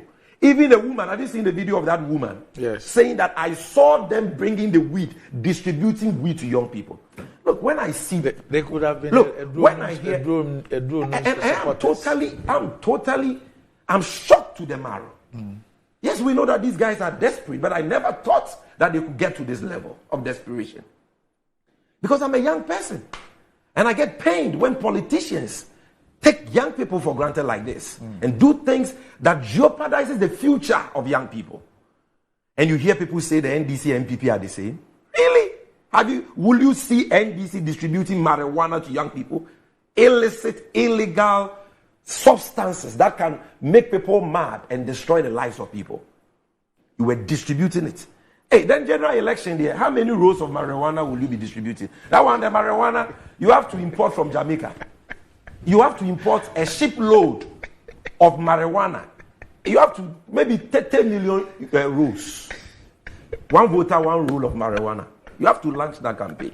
You see, when a party is bereft of credibility, bereft of ideas, bereft of achievements, they resort to these desperate tactics. That was the lowest point of J.A. Kufuor's, J.H. Mensah's, Professor Abrifa Kofi Buzier's UP tradition. Right. The lowest point of our democracy. But after the weed, after the money, they got 55% and the voter turnout of 49.1%. Right. They couldn't even hit 50%. And you know, they didn't just do this. The people of Edgeso, just like the people of Kumawu, the people of Aseno, also saw road projects overnight because of the by-election. And the practice now, it has now become a norm that if you want to see good roads in your constituency, you must pray for your MP to die. Because for Kufuor and the MPP, until your MP dies and there is a by-election, you are not going to see roads. And immediately after the by-election, they will pack and go like they've done in Aseno and Kumawu. So the people of Edgeso should not be surprised to see contractors pack the equipment from those road projects, from those sites, very soon. But they won the election. Oh, they won in Kumawu. But go and look at the status of those projects they started for votes. It highlights the dishonesty of the MPP. Then, on top of that, the blackmail, the executive blackmail, that is how I will call it, the presidential blackmail of the people of Edgeso. President Akufo-Addo stood on a platform and told the people of Edgeso that, look, you want to see good rules, you want to see development, then vote for the MP, because it is only an MP who can tell me as president to construct rules and I'll construct. Can you imagine, Doc? In a multi-party democracy, where we have parliaments made up of different political parties, and these parliamentarians are representing people, NDC, MPP, CPP, and even those who are not politically conscious or politically aligned. You are telling Ghanaian citizens that if an NDC MP or an independent MP comes to you for development, you would deny that MP because it doesn't belong to your party. And yet you expect respect from all Ghanaians and not just your party people? What does the president take us for? Has President Akufo-Addo read the oath of office he sworn to become president? Does he understand the phrase in that oath which says that he will be fair to all manner of persons? Does he understand the gravamen of the oath he has sworn to uphold the Constitution, Article 17 of which preaches against discrimination? And you tell people that, look, no NDC MP or independent MP can come to me for any developmental project. This man is the worst president we have had, the biggest mistake we have had. As far as the presidency is concerned, right. He has no business even getting close. He's an embarrassment of a president. Okay. A monumental embarrassment of a president. Okay? And then, in spite of all that, they also try to compromise the EC. You saw our own friend, somebody we all respect and admire, Dr. Kingsley Nyako. But this is just one point. If you are in bad company, One police Who told station giving Who them told something you? for lunch. The only reason why we saw it was because a journalist was interviewing somebody at that police station. And that is why that camera captured it. But he had gone round to all the police stations. And the money was in his car. We don't have when he gets, evidence. I have. You don't. He said we're there. You said we don't have. Yeah, you don't. Eyewitness accounts. No, the money is in his back. He gets there. The money was distributed, wasn't his money. Until you give me that piece of evidence, I will not allow. About this one, the lawyers call it res ipsa loquitur. The matter speaks for itself. The matter If you have speaks for seen itself, somebody, the money was dropped. Was it a leaflet or a bundle? I don't know. And Richie says it was a bundle. No, white envelope. Too small. Now, white envelope, one leaflet with me and my envelope. Too small. No, it was just small. Small. I know that. I know Kingsley Nyako is your bosom. No. So I will understand. This one is affirmative action for a friend. I will understand. I'll grant you that. But the point here, the envelope was even. Doc, I'm not saying what business did he have to be entering? You know that I have been polling agent before. Sammy, don't get me wrong. Where he even entered. A normal person cannot enter that inner perimeter. Sammy, what was he doing? I'm not there? saying that the action was right. Yes. But I'm saying that, one, you're exaggerating. Two, you are stretching the thing to I'm cover. exaggerating. Yes. So if you could, if Kingsley Nyako could, at one polling station, enter the inner perimeter to engage an electoral officer, we didn't hear because the camera didn't pick what he was telling that electoral officer. What they should do, the machinations, and we didn't hear the content of the conversation. But they didn't even speak for 10 seconds.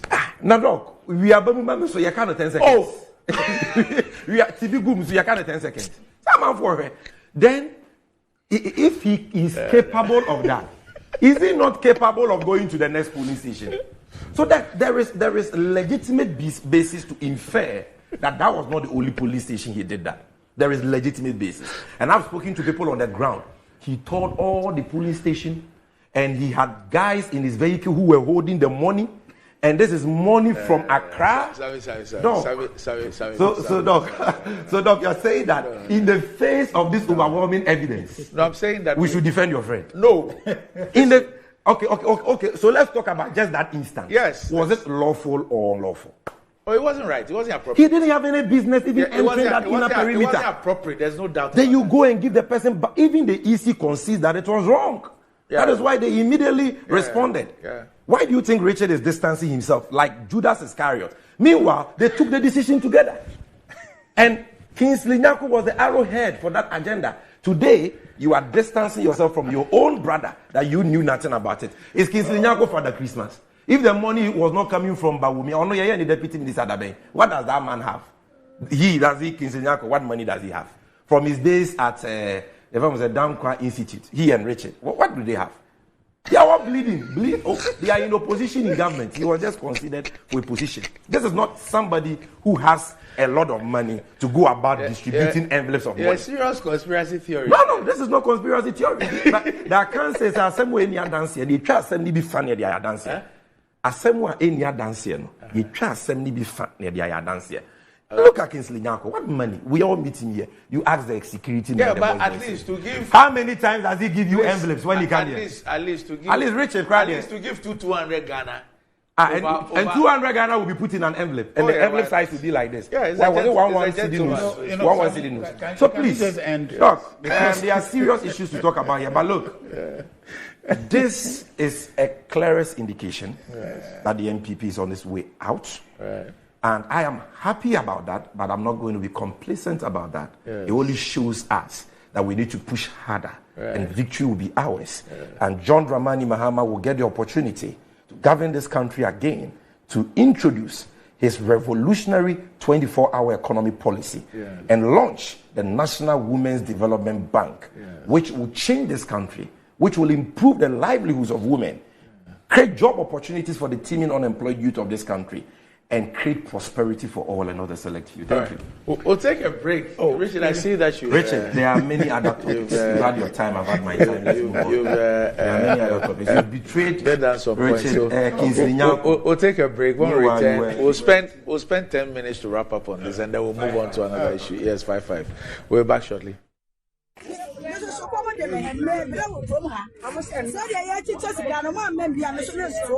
Me batu bi dia wa ha say. Wa be mem ska na meto, wa mem ska meto. Be say de ma me to me ne ma. Wo mem ska dia meto. E ba so do me dia mi twa ka say ma. Me be dia me di na nko a. Do be me nko a. Dia ko de se to abanse. Ya ti ko mi ya say. Obi ade 150 million, obi ade 250 million. Akoto abana do. So that is senior. It means to me put I say me to make this car san na me to make dem ato abana. Se me nya sika ni bia me nto. E bi za abana me kwato ma no wokonya oba onye ade papa bia ma me nya fa so bia nti so. E fa so me nya fi so ase me this sika ni bia di. Baka. Mpani ko di charge. Tie wo tie en be je. Asani ato. So wa wo se wo ya pani na wo ko to delegate abana. Wo wa ko this car bia na me papa bana me yi. Wo se je 5 million. Let's have me go me koko with e se moto mu. About 6 years ka ban for na in scan ni je ni ska.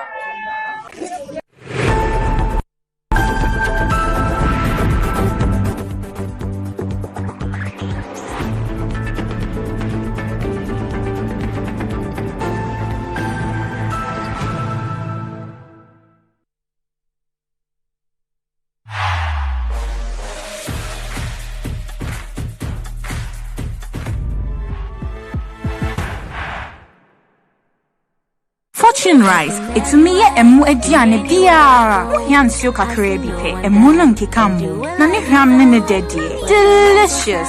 Said your mama tie no pepepe. Ya the Fortune emopa abedwaso. Ghana mo a ede. Ma emu eduane nyina. FDA aje ejedi nkratoa yatum.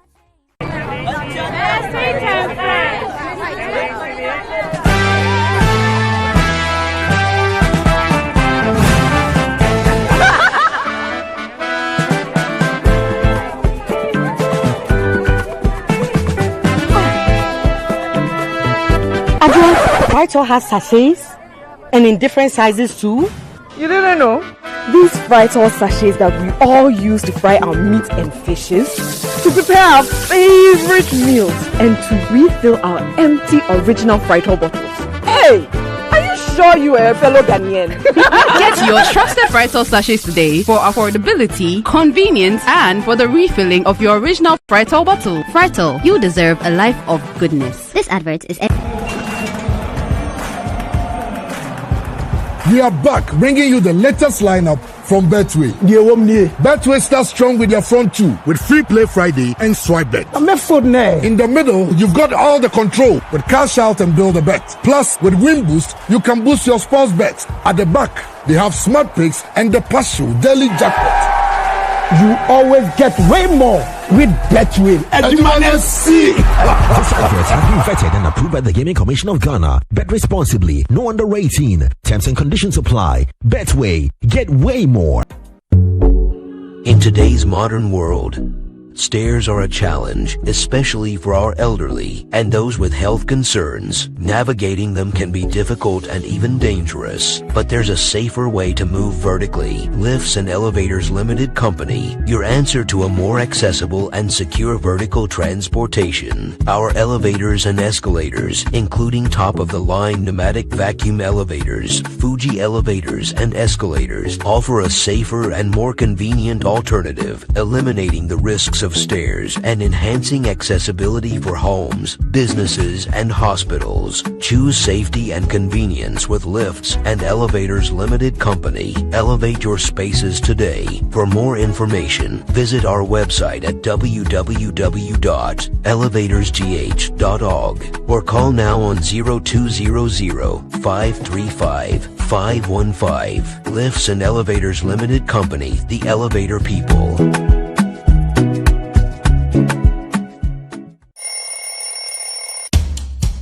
Anti-cavity, gum protection, brighter teeth, and fresh breath. I'm a fat missy way. The patch of banter. My chest. That's a cycle. It's a smile, the fresh breath. Me, Judy said we used to Cal 360 toothpaste. Some kind. Cal 360 toothpaste. That's here. Cal 360 toothpaste.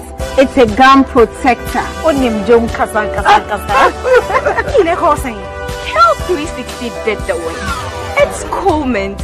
Gives me fresh breath and your confidence booster. You will see feeling Cal 360 toothpaste. Happy smile. Cal 360 toothpaste, anti-cavity, gum protection, brighter teeth, and fresh breath. Cal, happy smile. This advert is FDA approved. Rise and shine. It's another day to stay on point. Toast is Friday, it's still on point. Watch is Friday all day long. Still on point, yes, it's still on point. It's still on point. Watch is bread, it's still on point. For your bread, it's creamy. For your toast, it's still on point. It's yummy, delicious. It's still on point. Still on point, yes, it's still on point. It's still on point. Still on point, yes, it's still on point. It's still on point. For your toast, it's still on point. It's still on point. Watch is bread, it's yummy, delicious. It's still on point. Fortune spread, delicious, creamy, and always on point. This advert is FDA approved.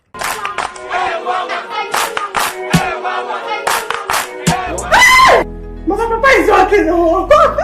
Bar Herbal Hospital. Specialists in every kind of bone disease. Bar Herbal Hospital. Hey, baby, I saw you with beer. Now, so you're getting me sapa. Hey, don't pay me yari. Spinal cord, swelling of the arms, arthritis, bone injury, swelling of the leg with reddish color around it, and so on. See, Bar Herbal Hospital has special ultra-modern machine for checking up the body. I have tried them and I got good results. Try Bar Herbal Hospital.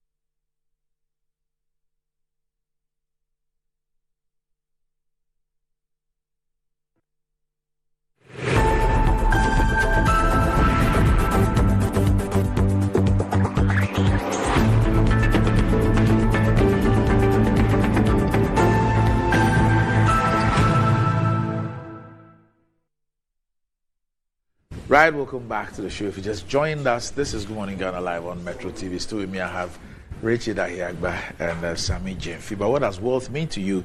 If you want to live like a tycoon, remember, as God and Mula got the power. Ghana's newest lottery game draws live on Adon TV at 9 a.m., 12 noon, and 6 p.m. daily. Now pick up your phones, tablets, and computers and download the Game Park Games app on Play Store. You can also play on the website at www.gameparkgames.com or by dialing *946# on all networks. Just choose 4 numbers from 0 to 9. It's easy to play and easy to win. Charlie, make we play this game and make some moolah. Nobody beats out in Ghana. Game Park Games, more moolah, more power. This game is regulated by a National Lottery Authority and is not for persons under 18. Play responsibly. Ayesoku, that goes to be big, but Betway's cash out be bigger. Betway is giving you more control over every thrilling bet you place. Enjoy the biggest and most reliable cash out in Ghana on Betway without any hassle. Sign up today at betway.com.gh. Terms and conditions apply. This is not for persons under 18 and is regulated by the Gaming Commission of Ghana. Betway, get way more. And Blue Jeans energy drink has been on the Ghanaian market for over 20 years. We already know what it does for the body. It contains vitamins and nutrients like vitamin B2, B3, B6, B12, as well as taurine and guarana, which are known to boost your strength and energy as well as promote high performance and endurance. Blue Jeans energy drink has been tested and tried. It's indeed the best. Blue Jeans energy drink is for bold and active men and women, so go and grab a cold can and power your day. It's in shops nationwide. For bulk purchases, contact Budget Cash and Carry Limited on 0208-128-190, 055-001-0000. Right. So, gentlemen, let's spend 5 minutes each, wrap up on this and then move on. You know, I listened to Sami, and I think the only point he made in the interest of his party is to suggest that the results give them some opening to think that maybe we are unpopular in our stronghold, and so therefore they can leverage that. But the rest of the things he said were just utter exaggeration and things that he said mostly because either they themselves have set up those propaganda instruments to bring those information out so he can communicate them. You know, the point I made about by-election being characteristically low in turnout, that's a fact. If you pick one by-election to illustrate that, you might be making a mistake. But by-elections turnout is generally low, and so that's a given. And in fact, even turnout is not a function of the party's doing, right? No political party can influence turnout. It's just people's decision to vote or not to vote.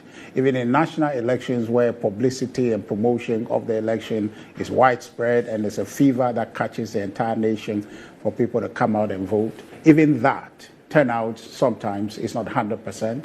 The highest you probably get is about 80 in that region. And so election and where people make decision to go and vote or not to vote is entirely their decision to make. And so notwithstanding the effort that is put in by the EC, by a political party to create a certain fever in the constituency for people to go out and vote, the decision is theirs and theirs only to go out and vote. Now the question about the vote share out of the turnout, I think that that's a relevant conversation to have. And one thing that I will assure Sami in that election, if he's looking at the 55.8% to be the MPP's vote share in that election, he may be misled because Ediomi campaigned as an MPP. That's what he did. He campaigned as an MPP. There were places, communities that I went to, you know, that we hear. He goes to a community and tells the people, he did house to house. He's talking about doesn't have infrastructure. He goes house to house and tells the people that if they vote for him, ultimately it would add to the MPP vote.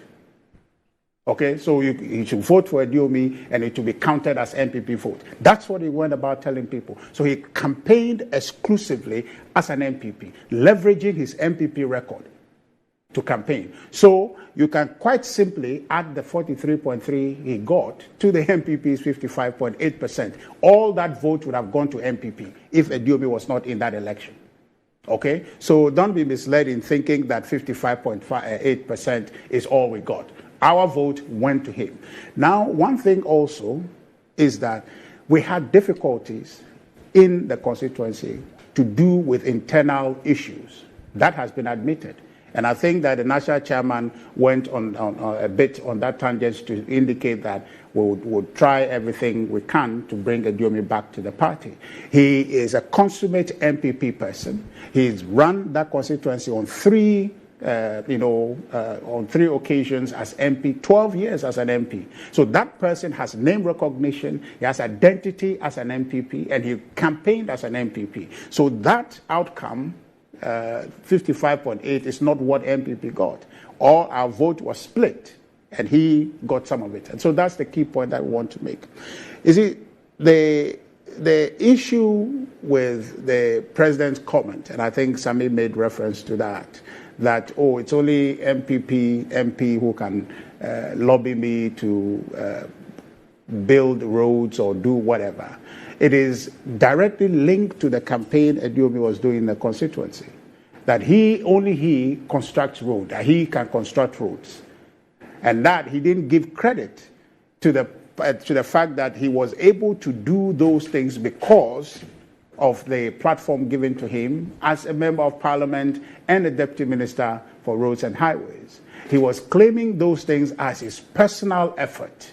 So it was to straighten the record. And by the way, how is it wrong if he's saying that if an MP speaks to me about ABCD, that can be done. It is not discriminatory in any shape or form, but it was to address the misinformation Diomi and his campaign people were carrying across in the constituency. So the president was well within his right to have said those things, and I think said was that it is only an MPP who can come to him and lobby him. Yeah, in context to say what Diomi is about in the constituency, saying that he facilitated the construction of any road in the constituency. Because for me, sitting from the outside, if I listen to that rhetoric of the president, I agree. That's why I juxtapose it against a Kofi. Yeah. When the chiefs and elders called on him, and his comments about the fact that their refusal to retain the MPP MP is what has made him forget about them in terms of their development. If I take that one and I take what he said at Ejisu, it clearly is telling me about the thinking of a man. No. Well, it's not just the one isolated case. Yes. I don't even want to add the flood, the spillage one. Yeah. But it tells you, when you look at them, it tells you that it's not a one-off where you can say that I can understand your issue of context and all that. But if you look at other utterances in that space, it's giving a pattern. Yeah, well, so you can conclude that way, but that is not.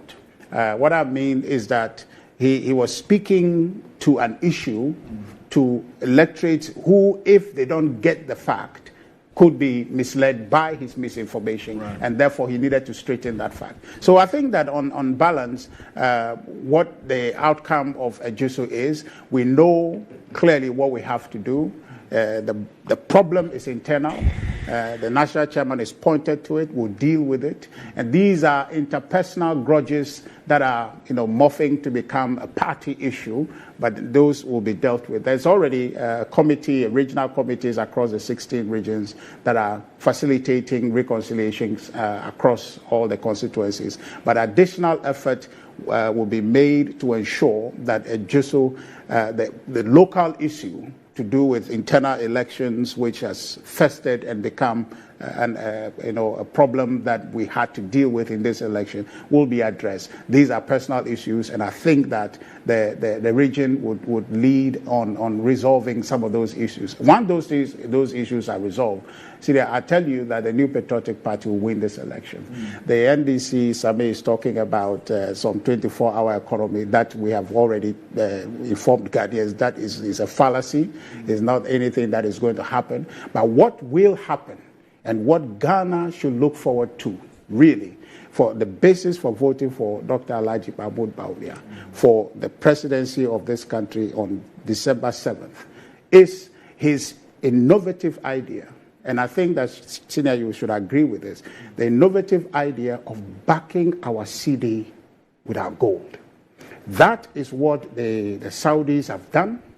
That's what they have done rather expertly. And I think that if we did that in Ghana, which is one of the principal ideas that Dr. Bawumia is going to bring, we will be able to stabilize our city. You know that Did the Saudis start that this year? Huh? Did they start that this year? Well, but Dr. Bawumia, with that foresight, is going to start it from a place, and then we'll carry on. For 7.5 years, he didn't have that idea. Well, I think that you know that, Sidia. Yes. You know the vision that we carried. Yes. When we came into government, the pursuit was to stabilize the economy. That was done. The idea was to diversify economy, focus on production. That was done. Huh? Now, of course. You can say that we haven't entirely succeeded in that production orientation, but that is being done, and it is historic that in a 7-year term or in an 8-year term of any government, we have achieved that measure of ensuring that industries or factories were created to advance the goal of production. That has been done. In the short period of this gold for oil enterprise and the Bank of Ghana gold purchase program, we've been able to support the payment of this country to the tune of $2.79 billion within that space of time. So for the payment of what? For the external payment of the country. So we kind of generated dollars in that volume with our gold exchange. So you see that. Confused. Well, so the gold for oil.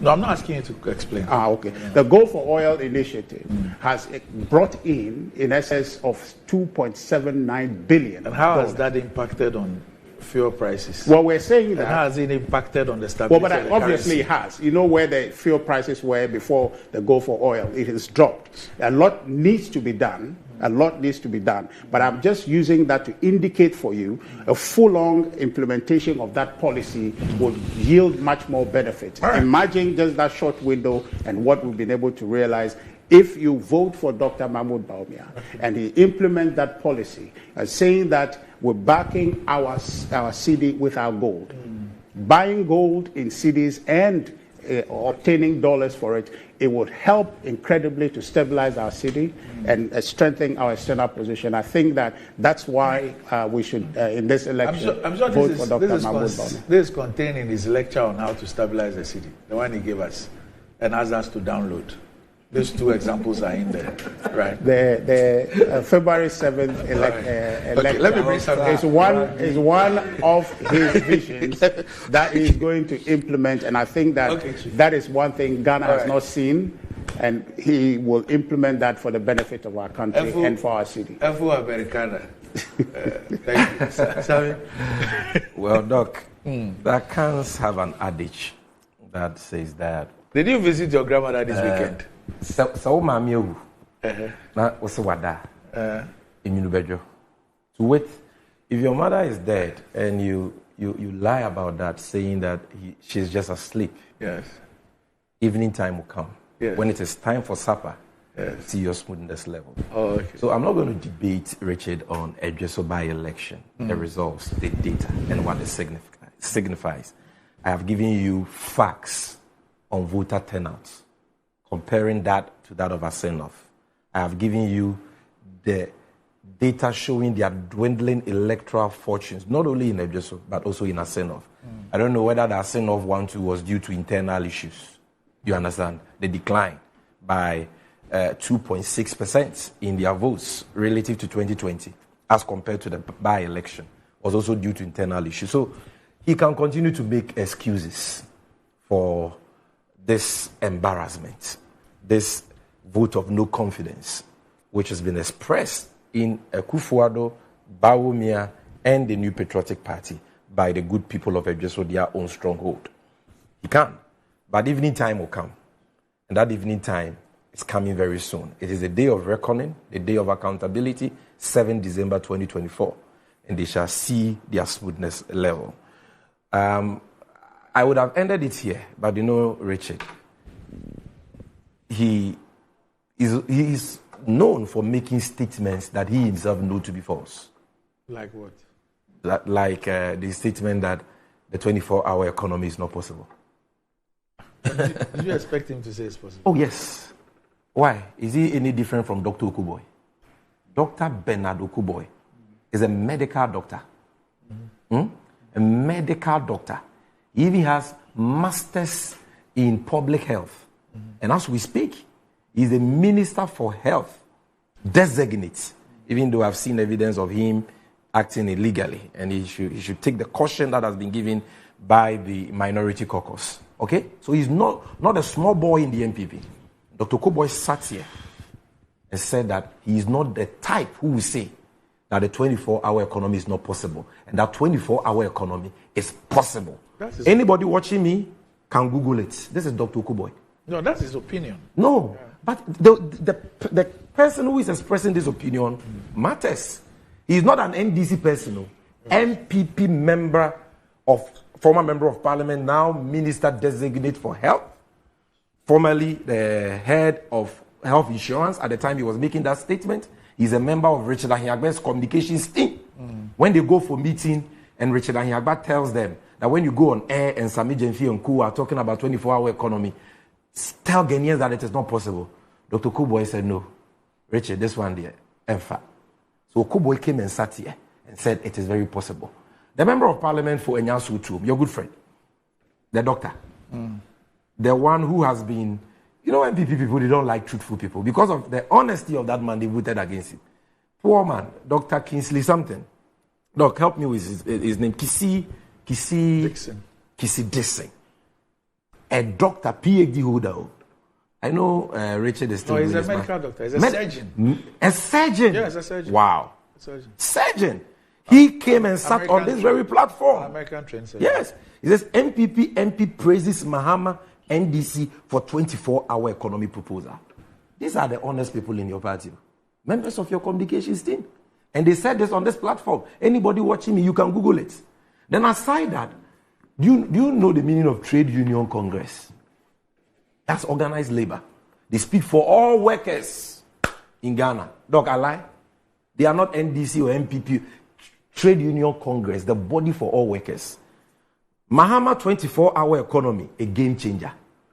Who are you, Richard Ahiagba, to say it is not possible? He's a when citizen of Ghana with his own mind. Is that what? He's a citizen of Ghana with his own mind. When his own party was at the Jaika. But his flag bearer has poo-pooed 24. Oh, please. And senior members of the team, you know, Okoboy, they've been around before Richard came on the scene. You understand? They have seen that what Alhaji Bawumia is saying about the 24-hour economy, it won't help. You think that if Okoboy was not doing something right, he would have been made Minister for Health designate? Who is joking? Dr. Okoboy, anybody watching me, read. He says, 24-hour economy. I am not the kind who will say it is not possible. Dr. Okoboy, and the picture there, you see his bow tie. This is Metro TV Ghana. Our studio here. Organized labor. Aside organized labor, GUTA, Ghana Union of Traders Associations, plural. They have endorsed the Mahama 24-hour economy. Ghana Union of Traders Associations. You know better than them. You know better than organized labor. Institute for Economic Affairs. Listen to what they have said. 24-hour economy, apt for a country with high unemployment. Institute for Economic Affairs. This was said by Dr. Kwache, the man with that punk haircut. It's called Dr. Kwache, right? Then Federation of Labor, the organization comprising of different labor unions. Federation of Labor supports 24/7 economy proposal, GNA. All these things are headlines. Google them, you see the stories. NUCS, National Union of Ghana Students. NUCS endorses Mahama 24-hour economy policy. NUCS, your own Alan Chemantin, who has now left you to form his Butterfly Party, who was at the helm of affairs at the Ministry of Trade and supervised the implementation of your so-called one district, one factory, which you all brag about. That minister, Alan Chemantin, look at what he told you on 24-hour economy. Very, very profound. You lack, Richard, he's talking to you. You lack understanding in politics. Alan Jabs Bawumia, critics of Mahama's 24-hour economy. You are part of this. You understand? As for his claim that Bawumia is coming to stabilize, to support our city with gold and all that, I think that, Richard, you yourself, you don't even believe this comical assertion. I can't say that this is a man who had one single task. Chairman of the economic management team, his key responsibility was the stability of the city. The man who appointed him as his vice told all of us that I brought Bawumia because of his expertise in managing the city. And so he is my surest bet relative to my agenda to stabilize the city. Today you need 14 Ghana cities to get $1. Businesses are collapsing because of that. Importers are collapsing. And we are all feeling the brunt of that, the hardships that has caused. You have if you have respect for the people of this country, you will be apologizing to viewers this morning about the high dollar rates owing to the recklessness and the mismanagement of the Bawumia-led economic management team. You will not come and rub salt in our wound, add insult to injury by promising us a phantom comical policy to support our city with good. Where was that idea in the last 7.5 years? Where was that idea? Okay, Sammy. Oh, please, stop we need to move on. But in the course of our discussion about Ejisu, the issue of Professor Dr. Kingsley Nyako, what never happened and the issues come up on the discussion. I have this statement from him. Him? Yes, from him. Okay, so it's come to my attention that there is a video in circulation in which I was seen picking a white envelope from my back pocket and dropping it on a table in front of 2 Electoral Commission officers. I would like to state that on the 30th of April 2024, when the Jisu by-election was being held, I was selected by my political party, the New Patriotic Party, to supervise 5 polling stations in Fumesua. During my numerous rounds and upon reaching the Pentecost Church polling station, I interacted with the officers to find out if the election process at the polling station was coming up well and the numbers that had registered at that time. The officers indicated that the process was smooth, but at that time their food had not been delivered. I then asked them if they would be okay if I offered them lunch. They accepted it, and I put an envelope on the table in the full glare of all. I then left, granted an interview with Adom TV, and continued to the other polling stations. I must state unequivocally and in all honesty. Go back. He said he went and asked them if they would want something for lunch. Okay, so at the time their so lunch it says, was not delivered. during my numerous rounds and upon reaching the Pentecost Church polling station, I interacted with the officers to find out if the election process at the polling station was coming up well and the numbers that had registered at that time. The officers indicated that the process was smooth. That have voted. But at that time, their food had not been delivered. So he's a caterer. I then asked them if they would be okay if I offered them lunch. They accepted it, and I put an envelope on the table in the full glare of all. I then left, granted an interview at Dome TV, and continued to the other polling stations. I must state unequivocally and in all honesty that the gesture shown by me to the electoral officers was with good intent and not to bribe nor influence them to act contrary to their conscience, conviction, and character. The Electoral Commission over the years has built an image of credibility, integrity, honesty, and discipline, and I will not do anything untoward to erode such virtues. I've endeavored over the years to build an image of integrity, credibility, honesty, kindness, and discipline, and I will not do anything deliberately to diminish it. In fact, those who know me will attest to that. Although I acted in good faith, it seems my good intention and action have been misconstrued to mean I have bribed or influenced the electoral officers. That was not the case. I did not bribe anybody. As unfortunate as the incident is, I'd like to apologize to the Commission and the citizenry and assure all and sundry that such an act will never happen again. As unfortunate as the incident is, I would like to apologize to the Commission and the citizenry and assure all and sundry that such an act will never happen again. I will also gladly submit myself to any process to establish the truth of what transpired at the polling station on that day. Thank you, Kingsley Nyakun, MP Kwadaso. No, just 30 seconds on this. If our brother wanted to offer an unqualified apology, he should have simply done so. The justifications and the explanations he's mounting he needed to explain what happened. You see, we all have a support for him because he's a panel. On the basis of what he said, Doc. At least there's something I said that I didn't know. Doc, let me tell you something. That's if it's the truth. Doc, let me tell you something. You see, when you're giving bribe to police officers in the full glare of the public and they want to collect the thing without its raising attention, oh, look, when anybody listening to me, go and watch the video. Listen to me. When Kingsley Nyako offered the envelope, the lady refused to take the envelope from his hand. If you like, play the video. So he dropped it on the table. Go and watch. If it was for food, mere lunch, the girl would have gladly collected with both hands. There's a song with the lady was uncomfortable, but Kingsley was giving there's a song with the title for the form. Doc, am I lying? Because he offered the We don't have time, let's leave it. No, listen. We need to move on. If I'm lying, tell me. In the video, he offers the envelope. The lady doesn't take the envelope from his hand. Then he drops it on the table. Find the form tricks. Okay, all right. Yes, you're right. You know, Samir's trying to. I thought we were done with that. No, look at that. Yes, on this one. You said something. So I think Samir's trying too hard. Okay. You know, the point is that he needed to state why he did that, and he's done that. I think that that should be the end of it. I concede that the look and feel of it People are right in their means to want to say that it is designed to compromise, but it's not. He has told us it's not. It may be construed that way, but that was not his intention. He just merely was generous to the people, and that's it. I didn't know the context that actually at the time their lunch had not been delivered. So if he learned that... I'm learning that even the incident happened before lunchtime. Yeah, because but he was saying that their lunch was not delivered at the time. Like lunch and delay was morning time. Okay, so I said our brother should just apologize. So what I'm saying it was brunch. It was brunch. No, whichever way. But he said the money was for lunch. No, brunch. So whichever way you look at it, lunch happens at a certain time. But before the lunch happens, you prepare for the lunch. So it's not the lunch time that you go and cook the lunch.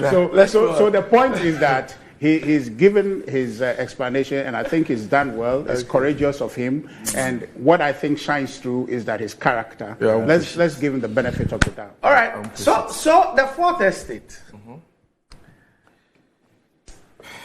broke the news that there was something going on, and that thing was guzzling hundreds of millions of our money. In fact, that it was a cooked scheme, a scheme that had been created, create, loot, and share. And this has to do with GRASML. And they came up with a documentary.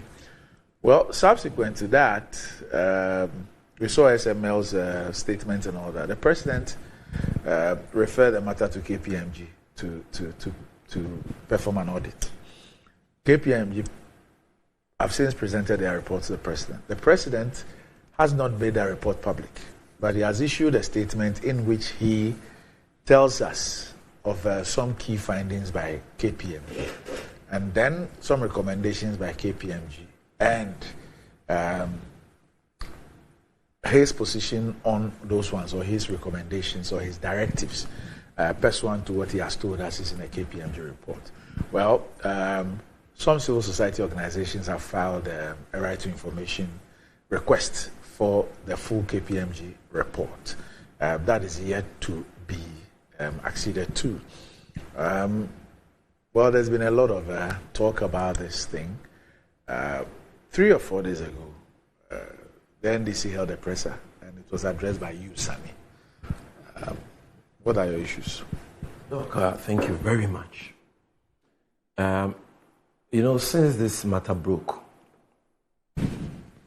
I have been very silent on it because it's an issue that is a bit technical, and I wanted to apprise myself of all the relevant facts before coming to any conclusions on the matter.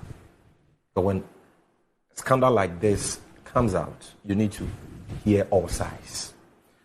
I watched the documentary, which was put together by the Fourth Estate with the support of ASEP. And for a long time, I had not gotten the detailed account or counter-narrative of the SML.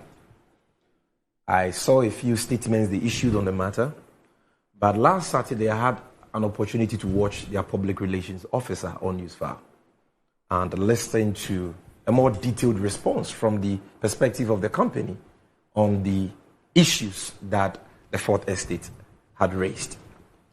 And look, I am totally appalled and disgusted by the damning and chilling details of the scandal. Yes, we know that this Akufo-Addo Bawumia MPP government is and has been the most corrupt in the history of Ghana. We know they have over 100 corruption scandals to their name. And I know many Ghanaians who have become numb to corruption scandals. They talk about corruption scandals under this government because it's been one too many. The scandals are just numerous. Okay. But I am still shocked. I am still disgusted about this particular scandal because of the nature of it. And if you understand the scandal well, you see a lot of people are talking about SML. Look, not many have taken their time to study the facts. Not many appreciate what the real issues are. If you understand it, you'll be angry. If you understand the scandal, you will weep for Ghana. Because it is the biggest rape of the public purse in recent time. No scandal beats this one.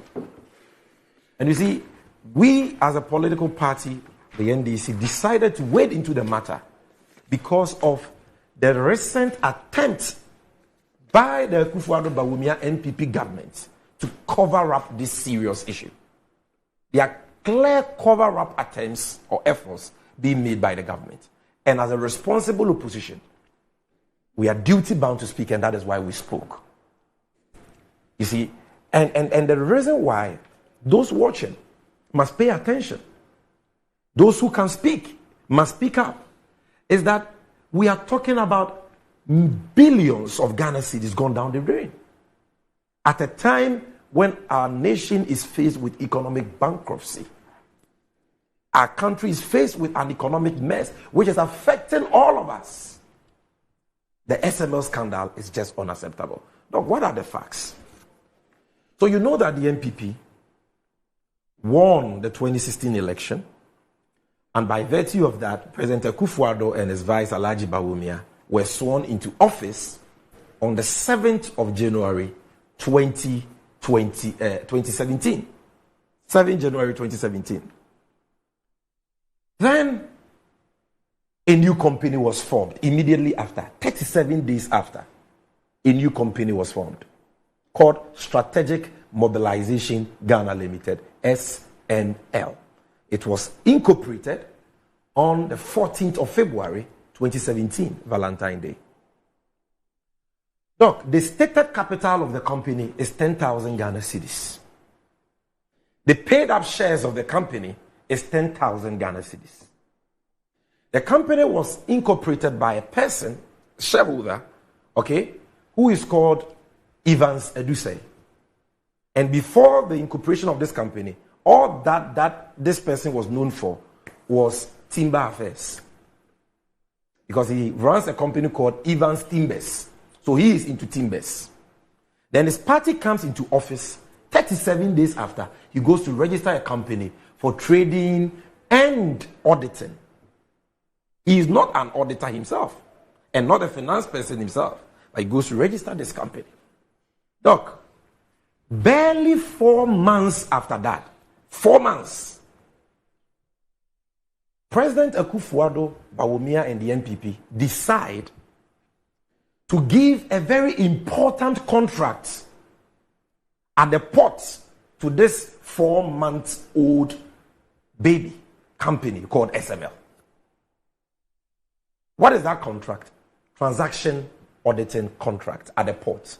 Which means what? It means that the government says that it doesn't trust that importers are paying the right import duties and fees at the port.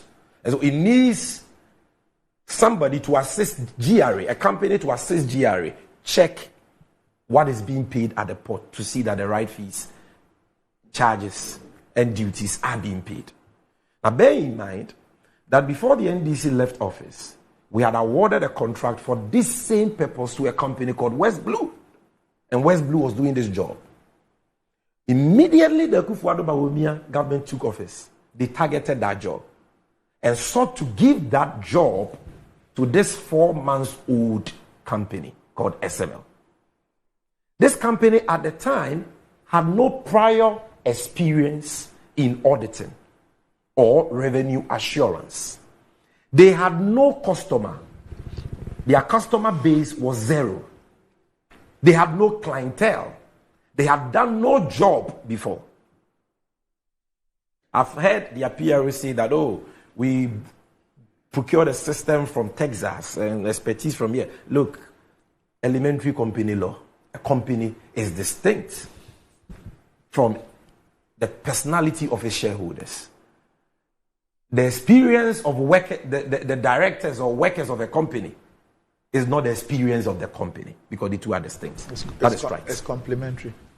Complementary, but you can't say that it is for the company because it can't substitute. Exactly, because the workers can leave at any time. And what happens? It becomes an added advantage. An added advantage. So at the time they had no such experience.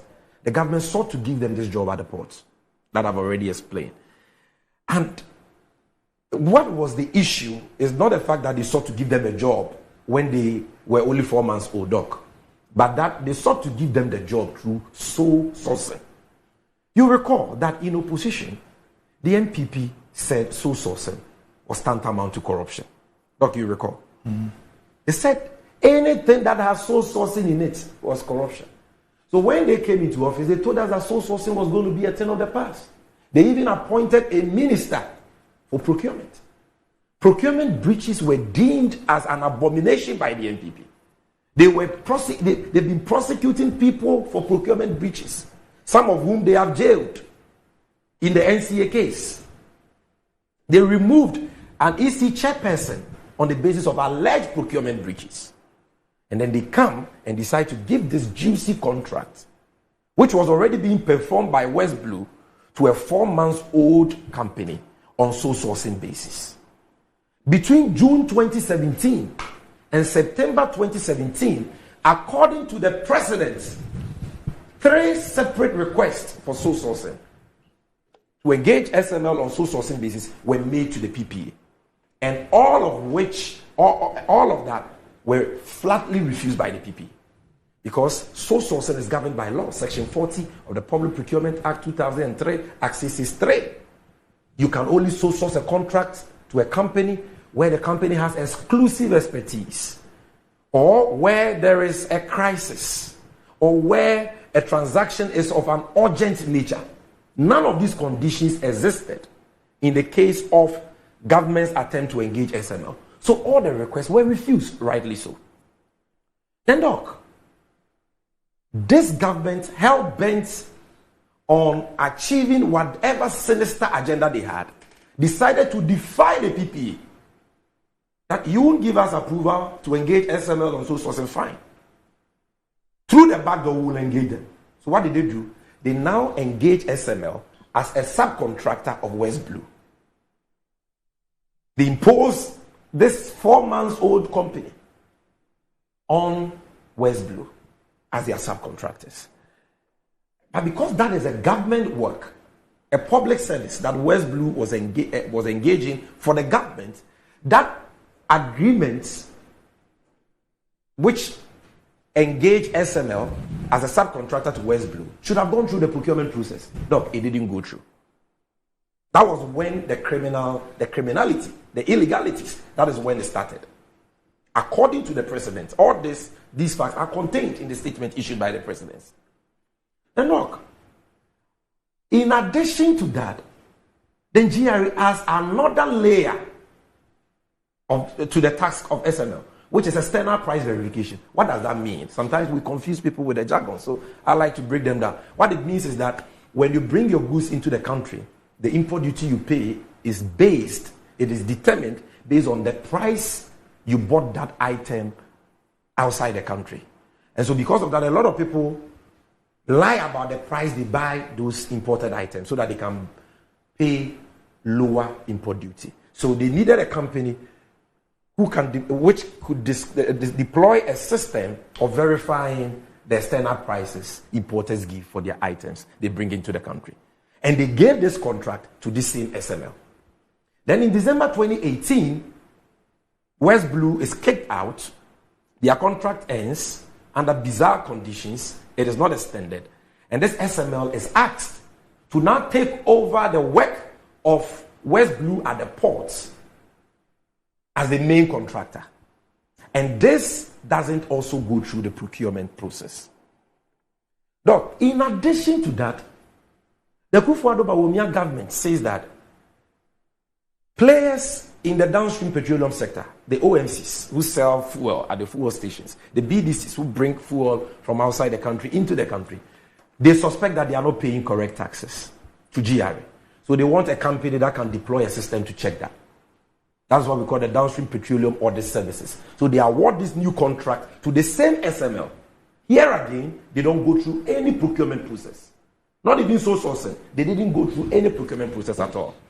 They don't present this to the GRA board, who by law, and I know you are a stickler for corporate best practices in corporate governance, The GRA board doesn't even get the opportunity to discuss and approve the transaction. And without the board approving it, the GRA Act says GRA cannot enter into such a contract. So they breach the GRA Act. They breach the Public Procurement Act. And then, because it's a multi-year agreement, it's an agreement that... In the NCA case, one of the key things that they relied on was that it was a subcommittee of the board. That gave the approval. And not the board itself. This one, no board discussion or approval. Then, no PPA approval. Then, no parliamentary approval. You know, Section 33 of the Public Financial Management Act, which is our accounting law, which governs the utilization of public finances, says that when any state agency is engaging, it says in covered entity, including state agencies like GRA, if they are engaging any contractor, signing any contract, which goes beyond a year, Parliament must consider that agreement and approve it. In this case, all these agreements, whether it's a transaction audit agreement, the external price verification transaction, or the downstream petroleum audit transaction, none was presented to Parliament for approval. So, one transaction violating 3 different laws of Ghana. Then, Doc, after doing all this, what is even sickening is the kind of job they gave SML. So, in the case of the downstream petroleum audit services, they say we don't trust that the OMCs and BDCs are paying the right taxes because there is a gap between the volumes of oil that is declared as having come into the country and the volume of oil for which GRA receives tax for. But they forget that there are certain technical issues that lead to reduction in volume. So you can never have the volume of oil that comes into the country being equal to the taxes that are paid to GRA on them because of evaporation, because of leakages, spillage, stealing of the oil. You understand? And other practices that can lead to losses. In fact, there are some that are bound for other countries. Bound for other countries and so on. They come and then it is exported to another country and so on. However, genuinely, there are incidents where OMCs sell the fuel or BDC sell the fuel and they fail to pay the necessary taxes to government. Now, the NPA, which is the regulator for that sector, know that this is a challenge. And they have already deployed systems to deal with this challenge. A system called Enterprises Relational Data Management System, ERDMS. I didn't say it. The man who said, "Wallahi, we need to rescue Ghana," he said it, Mustafa Hamid. And he is the head of NPA, Akufo-Addo's darling boy. He says that this job you have given to SML, NPA, a state regulator, is already doing it, and that it is not necessary. And they have even engaged the services of private companies to assist them. One is called ACES, one is called Rock Africa, who are already doing that. And that is beginning to yield results. And so, Doc, currently, it is not possible for you to load fuel from any depot and upload it at any retail center without going through the ERDMS system, which is linked to the ICOM system at the port. So the work was not only illegal, but superfluous and duplicitous, totally irrelevant and useless. And yet, and to show that it is duplicitous and useless, no value for money assessment was done before the award of any of these contracts. No needs assessment was done according to the presidency. They awarded it. And Doc, I was shocked to find the amount of money that has been paid to this company. According to the presidency, 1 billion Ghana cedis and over. We are talking about over 10 trillion old Ghana cedis paid to a company for what we can't quantify, for work that no value for money audit has been done in relation to, no needs assessment has been done in relation to, and paid under illegal contracts. That is the key thing for me as a lawyer. Because you know, the Supreme Court has had the occasion times without number to pronounce on this matter, that the state cannot make valid payments under illegal contracts. They said so in the Isophoton case, in the Waterville case, in the Woyome cases. It wasn't because those companies provided no service of value to the states, but because those agreements were awarded in contravention of law, our court said no way, no valid payments can be made. Now the president concedes that all these laws, procurement law, GRA Act, Public Financial Management Act, have been brazenly, disregarded with impunity, rendering the agreements illegal. Then they tell us that, but a new administration came at GRA and decided to ratify the agreements. Look, I've studied the procurement law very well. The only provision that talks about possible ratification is Section 90, which is based on Section 89. And here I'm talking about the amendment to the procurement law. And to ratify an agreement, it doesn't happen in the manner they claim this one happened. It has to be the PPA conducting an investigation. The law stipulates how the investigation must be done. And on the basis of an investigation, ratifying a wrong that has been performed under the law. In this case, no such investigation has gone on. Section 89 and Section 90 of the Public Procurement Law has not been adhered to. And therefore, any purported ratification is unlawful.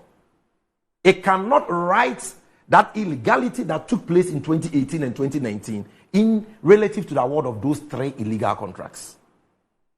But assuming without admitting that they could ratify that, can you ratify the breach of no parliamentary approval? Has that one to be ratified? No.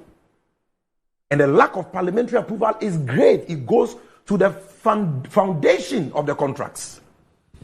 Then you pay 1 billion over 10 trillion to this company. And the president says that, look, as for the transaction audit service, Ghana, they say that the company performed it partially in capital letters, not fully, partially. External verification, price verification, partial performance. And that the state derived only limited benefits. We didn't get the full benefits of the payments we made. But that in the downstream sector, we should allow this company that has been a beneficiary of illegal contracts and the payments thereof to continue their downstream petroleum audit services. My goodness, Doc. My goodness. A whole president who is a lawyer, supported by an economist, Vice President Bawumia, saying that a company has engaged in illegalities, criminality. People are in jail for lesser offenses, lesser breaches of law. And you are telling this company that continue to perform your contract so that we can pay you more despite violating the law? What can justify this? The only thing that can justify this is that the corruption clearing agent is at it again. He wants to cover up because they are beneficiaries of the loot. I don't think that whatever payments, illegal payments, and I don't, because you see, KPMG says that they asked SML to justify the investments they claim to have made. They claim to have made millions of dollars of investment. And the KPMG says, according to the president's account of the KPMG report, that no supporting document was provided by SML to support their investment.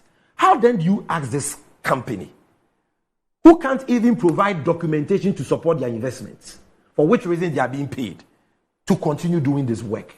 Something that your own agency, NPA, is already doing. And the justification is that, Doc, I don't know whether you've listened to them, that, our petroleum volumes and revenue have gone up in recent times. So it means that SML is doing something right. Then we ask, show us one OMC that who has been convicted for either under declaration or tax fraud on the basis of the work of SML. One. Do you know that since they started this contract, not even one OMC, one player in the oil sector, has been caught or penalized on the basis of SML's work? The GRA says, if you watch that documentary, SML's own IT guru confessed that what they are doing is the same thing the NPA is doing, their own IT guru. In the same documentary, the GRA says that it doesn't use SML's data or work as basis for revenue collection. So, according to the government itself, this is a completely useless, relevant transaction that we are wasting billions of money on. Billions of monies which could have been used for social infrastructure, for job creation, for the creation of prosperity for suffering Ghanaians, going down the drain. When we don't even have oxygen machines and what? MRI machines, X-ray machines in key hospitals in this country. And we can waste 1 billion cedis on a contract that offers no value for money that state agencies are saying is completely irrelevant and useless. And to end, Doc, I've looked at the data that Imani has published. The rate of increase in petroleum products, both the volume and also the revenue, before SML's illegal entry in the downstream petroleum sector has been the same as after the entered. You mean the historical? The historical trend. And you see, the fact that volumes are going up and revenue is going up doesn't mean SML is doing anything. This is common sense. Because, Doc, petrol prices have not remained static. I mean, typical example, just look at tax revenue. Mm-hmm. Just do it from 2016 till date. You will see the increasing trend. Because new taxes have been introduced. It's just introduced. like saying that in the year 2016, we collected revenue of, let's say, 47 billion. Yes. And so we've brought in a company. We moved to 68 billion. So it means they were responsible for that. Without telling us. Pay them for the difference. Yes. Then and they are paid a commission on the entire difference. Yes. And then the revenue moves from 68 to 100. Then they are paid a commission on that difference. Yes. When there are natural factors. So for this year, responsible this for year that we're expecting to hit about 150, 160 billion. Doc, because look, you have imposed a new energy sector levy on the price build-up of fuel, boiler tax on fuel, and so on. Why won't petroleum revenue go up? Petrol consumption is going up because the economy is growing. The number of people who consume fuel in Ghana keeps going up. So it will go up, new taxes and all that. And in fact, under the period that SML has been doing its work, if you look at the performance of some of the levies on the price build-up of fuel, some have been on the decline. That one, SML is not responsible. But when market forces and government intervention in the form of taxes lead to an increase in revenue, that one is SML. They should get a commission. And look, this doesn't make sense. The absurd one is that people sit and decide that we should shift this to the upstream sector and also to the mineral sector. That for every single mineral, they would earn 75 cents. Every barrel of oil we produce in the upstream sector as a country, 75 cents. Why? Because they are going to monitor some companies there and ensure that they pay the right taxes. Does this make sense? Right. Master, do people still have a conscience in this country? No patriotic Ghanaian, no person with a conscience, nobody who has a modicum of love for this country will support this. Right. And I'm happy with the trend I'm beginning to see. On Newsfile, I didn't see the NPP rep defending this. They allowed SML themselves to defend this, and I'm waiting for the day that I will meet that PRO to defend. She was asked a simple question. Were your contracts... She's a director, not a PRO. Director. She was asked, were your contracts approved by Parliament? Say, I'm not a lawyer. Must you be a lawyer to know whether your contracts have been approved by Parliament or not? Okay. So I'm beginning to see a very good trend of MPP people saying, Master, speak for yourself. Because I want to see what the communication director will blackmailing I want to see. Richard. Anyway, we must unite, especially we the young ones. Some of these things, if it cannot happen under John Mahama. But if it happens, we will speak against it. And I expect young people like myself in the MPP to rise up and speak against this. Because they are, and Doc, I just want to conclude by saying, we are not against, Richard, sorry.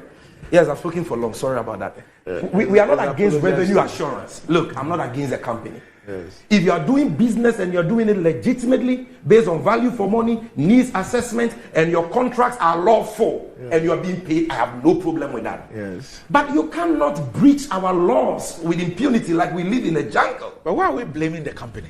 Why? Because the company... Do you know why I say this? No, we can't blame the company alone. President Akufo-Addo, Bawumia, and the MPP takes the chunk of the blame, but the company too cannot exculpate itself from blame because in law, the company has a duty to ensure that once you are dealing with government, I have absolutely state laws are being respected. I have absolutely no problem with that. But my point is that for a Ghanaian who is interested in how your taxes are utilized, there are people who you have voted, either elected or appointed into office, who you pay or create the conditions conducive for them to be able to work in your interest.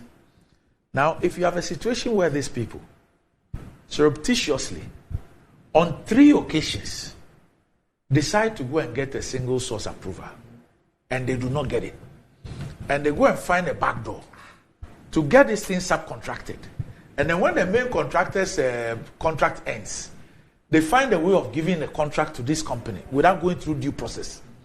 And then they even see the need to now add your upstream and mineral revenue to it. And that is only when they now go for approval. Because at that time, the company perhaps has some 4-year or 5-year or 3-year experience, which will then enable the PPA to grant that thing. I mean, if you look at how the thing was structured, my point is that yes, SML is the company involved. But you see, no private company requests the PPA to do for that. approval. They don't have the power to do business with the government. No private company does that. No private company can submit any document to the PPA. No, they can't. No private company can submit even the application to the board of yes. No private company does that. You're absolutely right. Anyway, absolutely right. Well, you know, I think that this issue is that important that I suppose I don't know if we have enough time for it. But for Sabi's preemptive point of saying that no MPP would defend this, when he's talking so roughly about the party and government, I think that it merits that we explain a few things. You know, what I know about this contract generally is that it is not an outright contract of reward, right? It has inherent in it risk, and that the supposition is that there is a problem of revenue leakages following from shortages in the liftings of petroleum product and the downstream sector, and therefore we want some way of assuring that we get the revenue for all that in terms of tax revenue from the liftings that go from the depots. And so, I mean, this is not necessarily all the fuel that comes in, but in accounting for what has been lifted from the depots, how do we ensure that what is lifted, the commensurate taxes are paid on them? And so we need a system that will ensure that we are able to, get the taxes on the items or the liters that are lifted. Now, the difficulty I see before I proceed is that is a space, an interested space. There are interests there, right? People who want to protect that space for themselves. And so in a situation where you find a new entrant who is coming in to do something perhaps to conflict or to compete with what they are doing, there's a justified need to fight back. So I see this on one level as people within the space trying to fight back. Who are those? Who will be those people? That would be all of the service providers in that space. They may have an inherent interest to want to fight back. Because one, what you have there is the measurement of items or petroleum products taken from the depots, right, are only recorded by MPA's meters that then record into the ERDMS system that OMC Randy has taken 2,000 liters. Sami OMC has taken 1,000 liters. OMC have taken so many. Now, that meter alone, from what we understand, is that meter alone is what is providing that information. And that has led over time to OMCs loading over and above their bond, capacities. And you hear over time that OMCs owe GRA so much money, right, that they are not able to pay those monies and they go bankrupt and they disappear. But that's different. That's what the SML is checking. No, I'm saying for those who owe. Yeah. Those are those whose tax liabilities have been established. Yes. That's the only reason why you say they owe. Right. Because you have established the tax liability. Yes. In this case, we are talking. In this case, we are talking about those whose tax liability you don't even know. You don't know. So you believe that there is a certain gap, loophole that they utilize. So you're saying that I can tell that there is, say, maybe 400. I'm just using the figure. Say 400 liters of crude has been taken from MPA. Yet the records at GRA shows that only 300 liters of fuel has been accounted for. Right. Not so. Okay. Now, Richard, and I'm just taking you through this small exercise. Every single company that will lift something from NPA has a tax responsibility or liability with the GRA in the name of the company. So it is easy for you to determine that these are the list of companies that have lifted fuel from NPA. These are the quantities that they lifted. And to be able to strike that against the taxes at the GRA. I hope you understand what I'm saying. I'm following you. So if Ayagba Petroleum Company lifted 50 liters and Jemfi Petroleum Company lifted 100 liters and Abe Petroleum lifted 70 liters, what you're saying is that the GRA must have Ayagba 50 liters. If Ayagba has not paid, it is a liability. They will chase you for that. It's there. Jemfi's 100, it should be there. Abe Petroleum 70, whether they've paid fully, partially, not paid, it should be there. So it is very easy for us to find out that, look, of the 50... And to add, when they are going to offload at the retail center, there is a meter that checks what they are going to... That's not relevant. But the point I'm making is that, so it's easier. When you take the NPA records to see that Ayagba took 50. Loaded. What is the tax thing on that? it? Has he paid or not? So if Ayagba has not paid, you can determine that Ayagba has not paid. You understand me? Yeah. Okay. If you do not even have record of Ayagba GRA, that then becomes that's a different matter. Yeah. Because you see, what these people are doing is not about collecting and pay taxes on behalf of GRA. Right. But it's just saying that there's no correlation between what people take from MPA, who should pay taxes, and the actual taxes they pay. So you should be able to determine that Ayagba took 50, but his paid taxes are only 20. And therefore, Ayagba has underdeclared by 30. Yes. And so hold Ayagba responsible for that. Yes. It should be clear. There is ER. But you just cannot say that something shows that there's 400 at MPA. But the taxes that we have collected is 250. And therefore, there is 150 that is hanging. What constitutes this 150? Who lifted this 150? And what constitutes this 150? Look, okay, so let me come back to the point. You tried to illustrate, I think that's okay. But that actually is making the point I am making. All the point I'm trying to make is that just by taking the list of those who have taken fuel from MPA as against their tax obligations, you will be able to determine where the problem is. Company by company, who took what they declared or under-declared. So that if the company took 50, but 40 was meant for Burkina Faso, you will know that then the 10 that they paid makes sense. Because the 40, they are not supposed to pay taxes on it, because it is not bound for Ghana. And it's a reason why the MPA has even put in place some measures where you cannot even offload the things that are meant for a certain place. Yes, yes. So that's fine. So those are additional measures. So when we lump those things, no. So my point is that when we lump those things and just do a simple addition and subtraction and attribute everything to a particular contract and say that on that basis, then we are liable to pay X amount of money.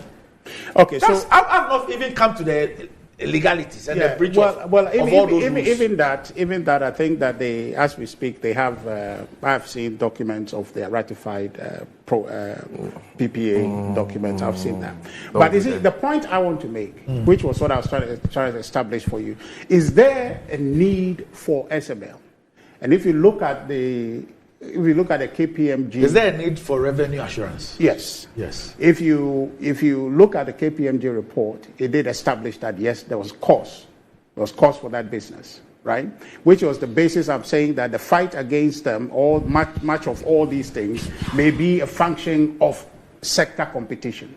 That with a cabinet, I disagree. That's right. You know why? But that is my conclusion. If I construct, you see the story. Let me make the point. If you even take the president's statement, 1 minute. If you take the president's statement and you construct the SML story, it tells you something. Okay, fine. Let me make the point. So what I'm saying is that the example you gave, okay, the ERDMS is there that is controlled by NPA, provides the singular view of what has been lifted. GRA does not control that, does not have access to that data. That data is transmitted to it. It doesn't have any comparator to that data. What SML is doing is giving GRA real view of what is being lifted from the depots, for which it is supposed to get taxes for. You understand? Hitherto, that data will be transferred to them.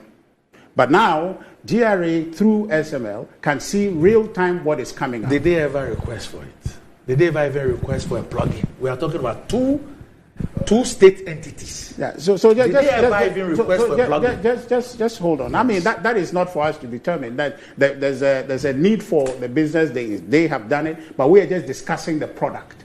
Okay, so what is SML doing? One, provide view to GRA and say that these are things that have been lifted from the depots for which you are entitled for taxes. Now, the key thing we have to note is that before, and you're making the analysis with Jemfi, Richard, and all that OMCs. The thing about it is that every OMC, they are subject to able to lift based on their BDCs. Not the BDCs, OMCs. Yes. Now at the depots, the OMCs. Okay. Yeah. Okay. It is they are subject to lifting consistent with their insurance bond capacities, right? So with SML in place now, you are not able to lift exceeding that limit because they are taping the real-time liftings that you are taking. So if I'm entitled based on my bond limit, able to lift about 1,000 liters of petrol, if I exceed that, the system will stop you. Okay? So that way, I cannot owe by lifting above my capacity. So you see that recently you don't hear issues about OMCs owing excessively and therefore they are disappearing. That used to be. So you're saying that SML is also working for MPA? No. Well, it's not necessarily working for MPA, but they are complementing the data that is coming out there. You know, the MPA data, or more or less the MPA meters, they are not real time in the sense this one is. In other words, providing a view to GRA at the time. Is afterthought, or not afterthought, but aftermath. GRA then gets the data after the transaction has happened. But with SML, the GRA gets real-time information on what is being lifted at what time, even at night. GRA has a view. But MPA's data will be transferred to GRA after the fact. So if I have exceeded my bond limit to where I could not pay, even if I sold, I could not pay, I would have done that after the fact that GRA sees. That's when they'd be chasing people for that. So the establishing a need for that business, I think that there's clearly a need for it. to be able to provide a control mechanism for GRA to then see this month you're entitled to 1,000, you pick 1,000. If you pay, then you can be released to pick more. But once you haven't paid, you cannot go back there and load again. That is a revenue assurance security that has been provided for GRA. And I think that there's value for that. And that, for me, is really what SML is doing. And so all the other things that is conflicting and then creating the impression as if they are doing anything, extra unacceptable, for me, is evidence of the sector competition that needs to be looked at. And then, on the contract itself,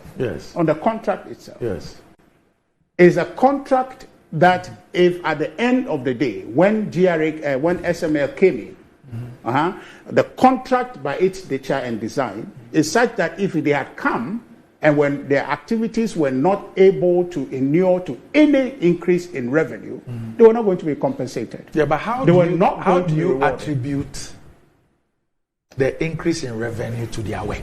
Well, because the volumes pre-SML have gone up. Yeah, but I'm saying that there are many reasons why the volumes increase. Okay, so can you tell me? I'm saying that even from a historical point of view, for example, there is always a yearly increase. No.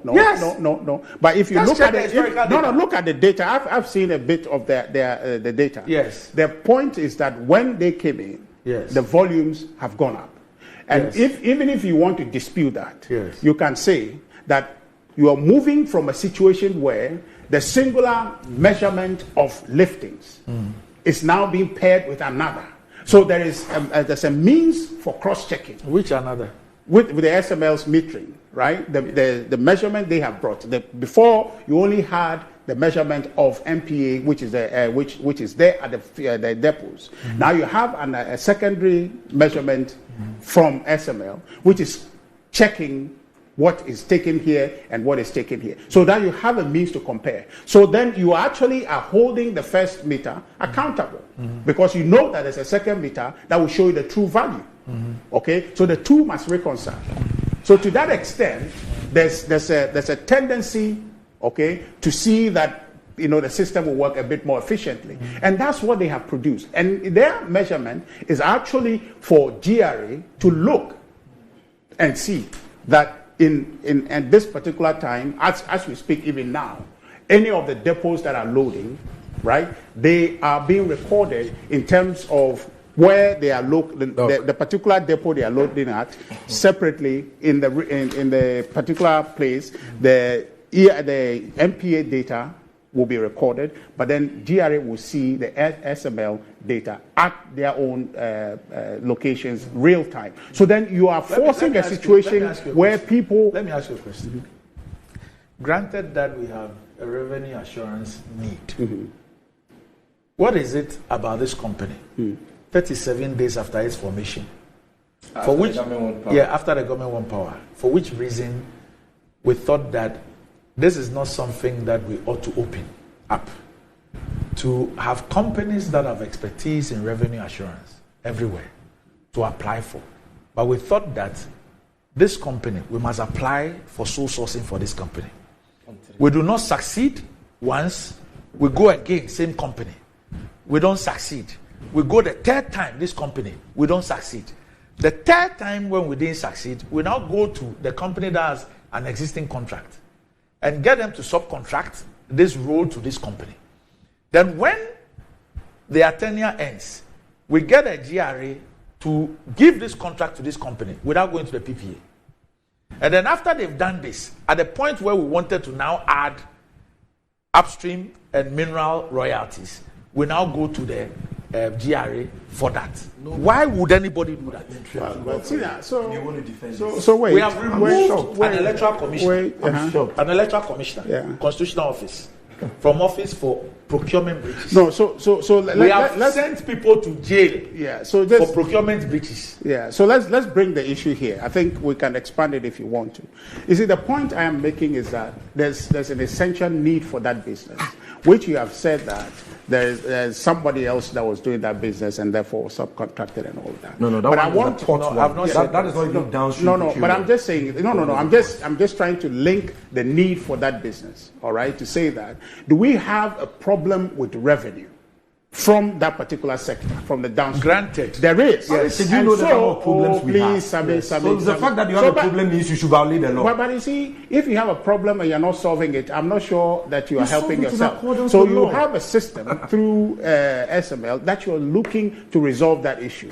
I am only interested in establishing that there is a need for that business. You are not interested. You are not interested in the fact that we were bent on creating this job for a particular company. No, but see, so if you make what I say even we is wrong, that you were bent. So on creating this particular business for a particular company. Yes. And that you tried 3 times. Yeah. With the PPA, you didn't succeed. You went to the back door. Yeah.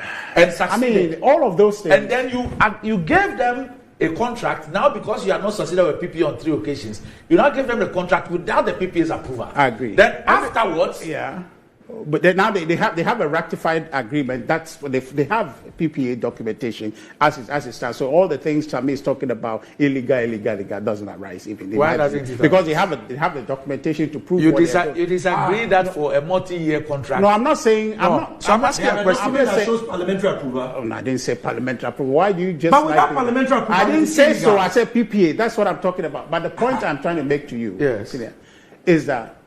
We can go on those tangents of talking about. They are not tangents.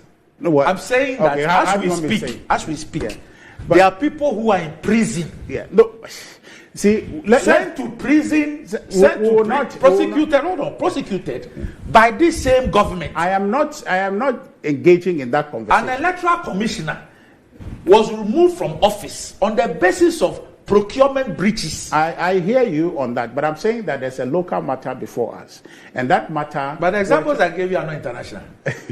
when I say local, I'm talking about a present issue before us that we're talking about. The expansion to all of those ones. I don't want us to engage in that right now. On their own merit, we have discussed. I am saying that on their own merit, we have discussed. A government that feels strongly that an electoral commissioner must be removed from a post because there were procurement breaches. A government that was petitioned, right? A government that believes. Why? Do you know the petitions that President Akufo-Addo has received and has not acted on? Do you want me to list them? Well, he doesn't. A government that believes that it should prosecute people because a subcommittee of a board approves something and not the main board. So they should go to prison for that. If you just give me and 1 minute. And the same government today, you are sitting in front of me and telling me that after all these things, some ratification has taken place. I'm just telling you. When if you see the construction of this whole gig, you can tell. I'm not even engaged in that conversation. I just say that before we engage and say they have done so and so and so, let's establish that is this country, were we losing revenue? Okay? For which reason there's a basis to get a company to help us recoup that or plug that leakage. We were not interested. We were not interested in whether this country needs a Pegasus or not. We were not interested in whether this company needed the things that the Electoral Commission procured or not. We were not interested. In fact, whether those things were important or not was not necessary. Which helped them to win the election. We were interested in whether they followed due process or not. So see, let's not conflict this issue with other things. I'm saying that the fundamental reason for us to move forward or basis for us to move forward, then judge on the merit of that every other thing that you want to bring into it is to establish that do we have a problem? Okay? At the time SML came in, did we have a revenue problem? And the answer is yes. Okay? So if you are the president of this country, if you are the president of this country and you have a problem with revenue and you want to plug that hole, you get people to do it. You have people who say they can do it, and you tell them, okay, you go and fix the problem. I know I have a problem there. You go and fix the problem. But if you go and you are not able to fix the problem, I don't owe you anything. And the individual takes the risk. Okay? The individual takes the risk to say that If I go and I don't save you any money, if I go and I don't add to your revenue, if I go and I don't solve that problem of revenue leakage you have at the downstream, I will not come and ask you for any compensation. But if I do, based on the nature of the contract, then I get some compensation. And they go set out on a job, set up a system that can ensure that you then fix that problem.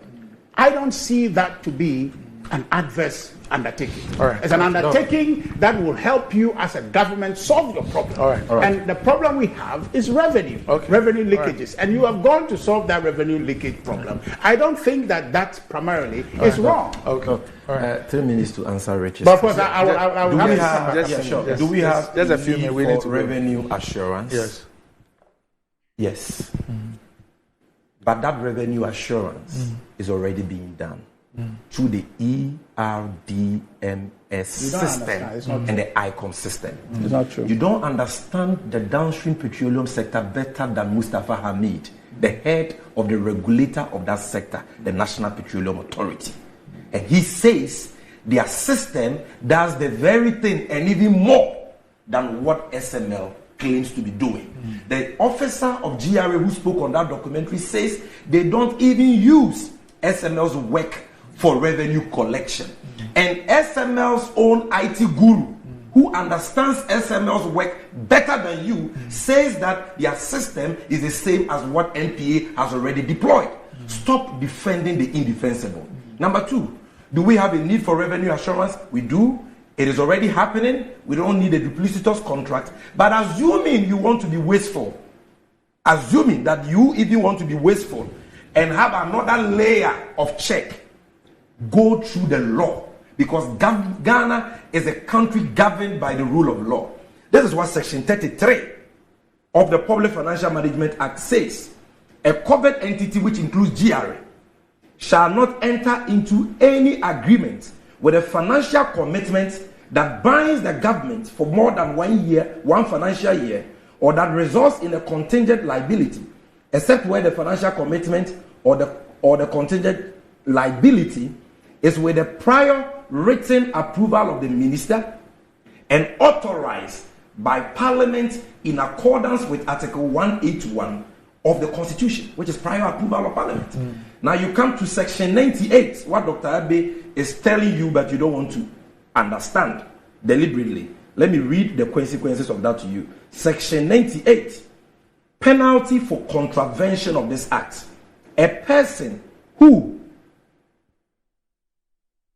contravenes or knowingly permits another person to contravene a provision of this act, I'm reading the D, or the regulations, commits an offense, and when no penalty is provided for the offense, is liable on summary conviction to a fine of not less than 100 penalty units and not more than 250 penalty units, or to a term of imprisonment of not less than 6 months and not more than 2 years, or to both.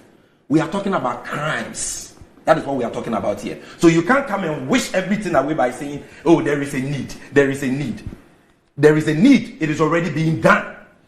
All right. Even if it is not being done and you want to do it, follow the law. And lastly, your claim that because of the entry of SML, revenue has gone up is completely untenable, because the factors that determine revenue in the downstream petroleum sector have not been static. Those factors include taxes on petroleum produce. It includes consumption of petroleum products. You understand? So those factors, if they are going up, revenue will go up. If you claim SML is doing the right work and we are getting results, your president says we are not getting full results, full benefits for the payments we have made. And if you claim that we have gotten full benefits, show us just one OMC, Doc, and let's close one OMC who has been convicted for tax fraud in the downstream sector on the basis of SML's work. No, but you because you are MPP communications director, you want to defend everything. No, Sammy, please stop this thing. You need to stop this. Sammy, listen, you need to stop this personal thing. Otherwise, this is not personal. This is not personal. No, please. I am saying that why must you defend this? Hold on. I am entitled to that. Don't you make comments about what I say. Sammy, see there, you just need to tell him. You need to stop this personal attack. No, please. The same way Sami just listen. No, I don't comment on you, but you are directing. Don't you sit here and say I'm not saying anything? No. I don't have any policy. I don't have any understanding. I didn't say. Don't you say those things? Please. I am not even attacking you. I am saying that your defense of this matter is wrong. It's not a personal But I'm attack. just saying that. Stop this emotional blackmail. No, I'm not emotionally blackmail. I'm just letting your defense of something is wrong. I'm just letting you know. I have personal attack. I'm just letting you know that's what you do often. Just stop it. And that it's is not, right. It's not useful. I will continue to do it. Okay. Just like you do it. That's fine. So the point I want to make, essentially, is that there is a basis for the work that he has done. And KPMG's report actually validated the position that they have their participation or their work has led to an increase in revenue in excess of 2 billion, right? Now, they, SML, contend that amount. They say that is probably around 12 to 14 billion that their participation has inured in terms of revenue assurance. So the whole conversation about whether or not they are relevant has been established. And I'm saying that if let's focus on that, then you can discuss the other matters around it. Why won't you publish the KPMG report? Well, that is on my prerogative. That's on my prerogative. Okay, that's on my prerogative. Should it be published? If the need for it arises, but for this is a public published, interest matter. It's a matter that was broken by. For example, do you even think that it's even fair? Let's not even extend it to the public. It's even fair to Fourth Estate that broke this thing, that they do not have a copy of the report because the president referring the thing to KPMG was as a result of that expose. Right. Well, that's my prerogative, and I've indicated. But what is before us is what we're discussing. And that evidence... No, I've asked you a question. Well, I cannot... At the center of this is the KPMG report. Right. Especially when you even have... But you can't ask me that question. Oh. Because I've already answered to you that I don't have the prerogative to make a decision on that. No, I'm not asking you to make a decision. Yeah, so what answer? I can't give you any answer. You are only going to... You don't work for SML. Yes. But you have explained in detail your understanding of what the SML contract is about. So what I was asking was that the audit report, there's a public interest matter. The president refers it to an audit. Yeah, can I just finish my submission? The audit you don't firm have has presented its report. You don't have time. Yeah, the audit firm has presented its report. Shouldn't this report be made public? That's not my prerogative. Okay. But Doc, is he here speaking for himself? He's representing the government. He reserves the right not to speak. But he speaks for Kufuor. No, he reserves the right not to speak. I don't know. Nobody can force him to speak. I don't know. He reserves the right not to speak. I don't know. The communication director of the MPP reserves the right not to speak for the MPP government. He reserves the right to answer things the way he wants to. Sabi, I don't really know what. Okay. You said I don't have time, so can I go? How convenient. Can I go? No. But you said I don't have time, so let me go. No, but the point I want to make. Is that I don't trivialize the matters that you are raising. But what I want us to understand is that is a very contentious space because interests are at stake.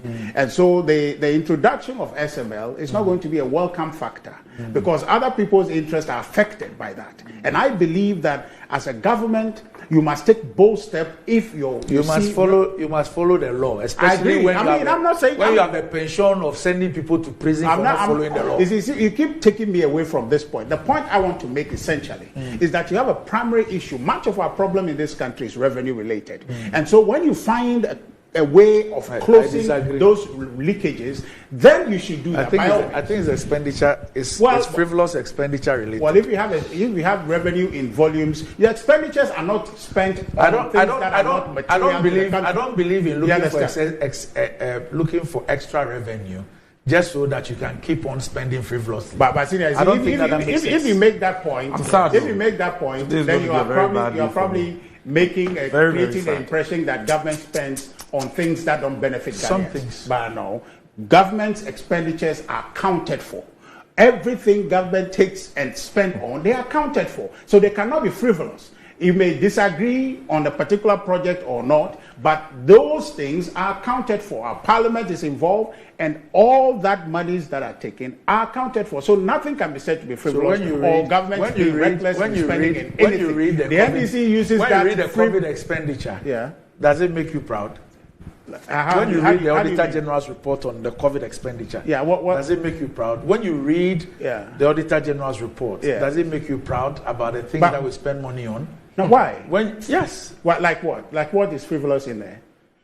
The perception was that everything should be spent on COVID directly. That's people's perception. So when it came and people saw that was the perception. That when it came that not everything. What do you mean? When it came that not all the money was spent directly on COVID and others were spent on budget support and the rest, people felt that it was diversion of the revenue. There were payments for no work done. Please. Security printers. It is in the Auditor General's report. 14 million Ghana cedis for COVID-19 safety protocols education in public senior high schools. That's the point I am making. How do you know it wasn't that? The Auditor General the point I am saying. You see, when the report came, there was an aspect. It's important. There was an aspect that affected Kojo Oppong-Nkrumah's ministry about some monies that they have spent. And what we found out was that when the auditors came, the explanations and the input that they needed to make, those meetings, those exit meetings were not done. So therefore, they didn't have record for what work was done. So you cannot conclude that because the auditor says that, and the auditor report, it goes to Parliament all the time, and then we know what happens because the auditing process requires people to make input and submit data to be able to validate the expenditure. And after that, those submissions are done and the accounts are rectified. So have you retrieved the Sputnik money? I don't know the state Have you retrieved it? I don't know the state of that. But let's go. But you see that this thing, you have to be very fair. The point I am saying here is that let's not create the false impression, that they were there to do anything that was no value for the SML. That it was there to do anything that was no value for, and government supported or aided them to do anything unhelpful to the economy. The evidence from the KPMG report, on the basis of the president's report, the evidence on the basis of the president's report. If you look at the total construction of all this SML thing, it leaves you with just one conclusion.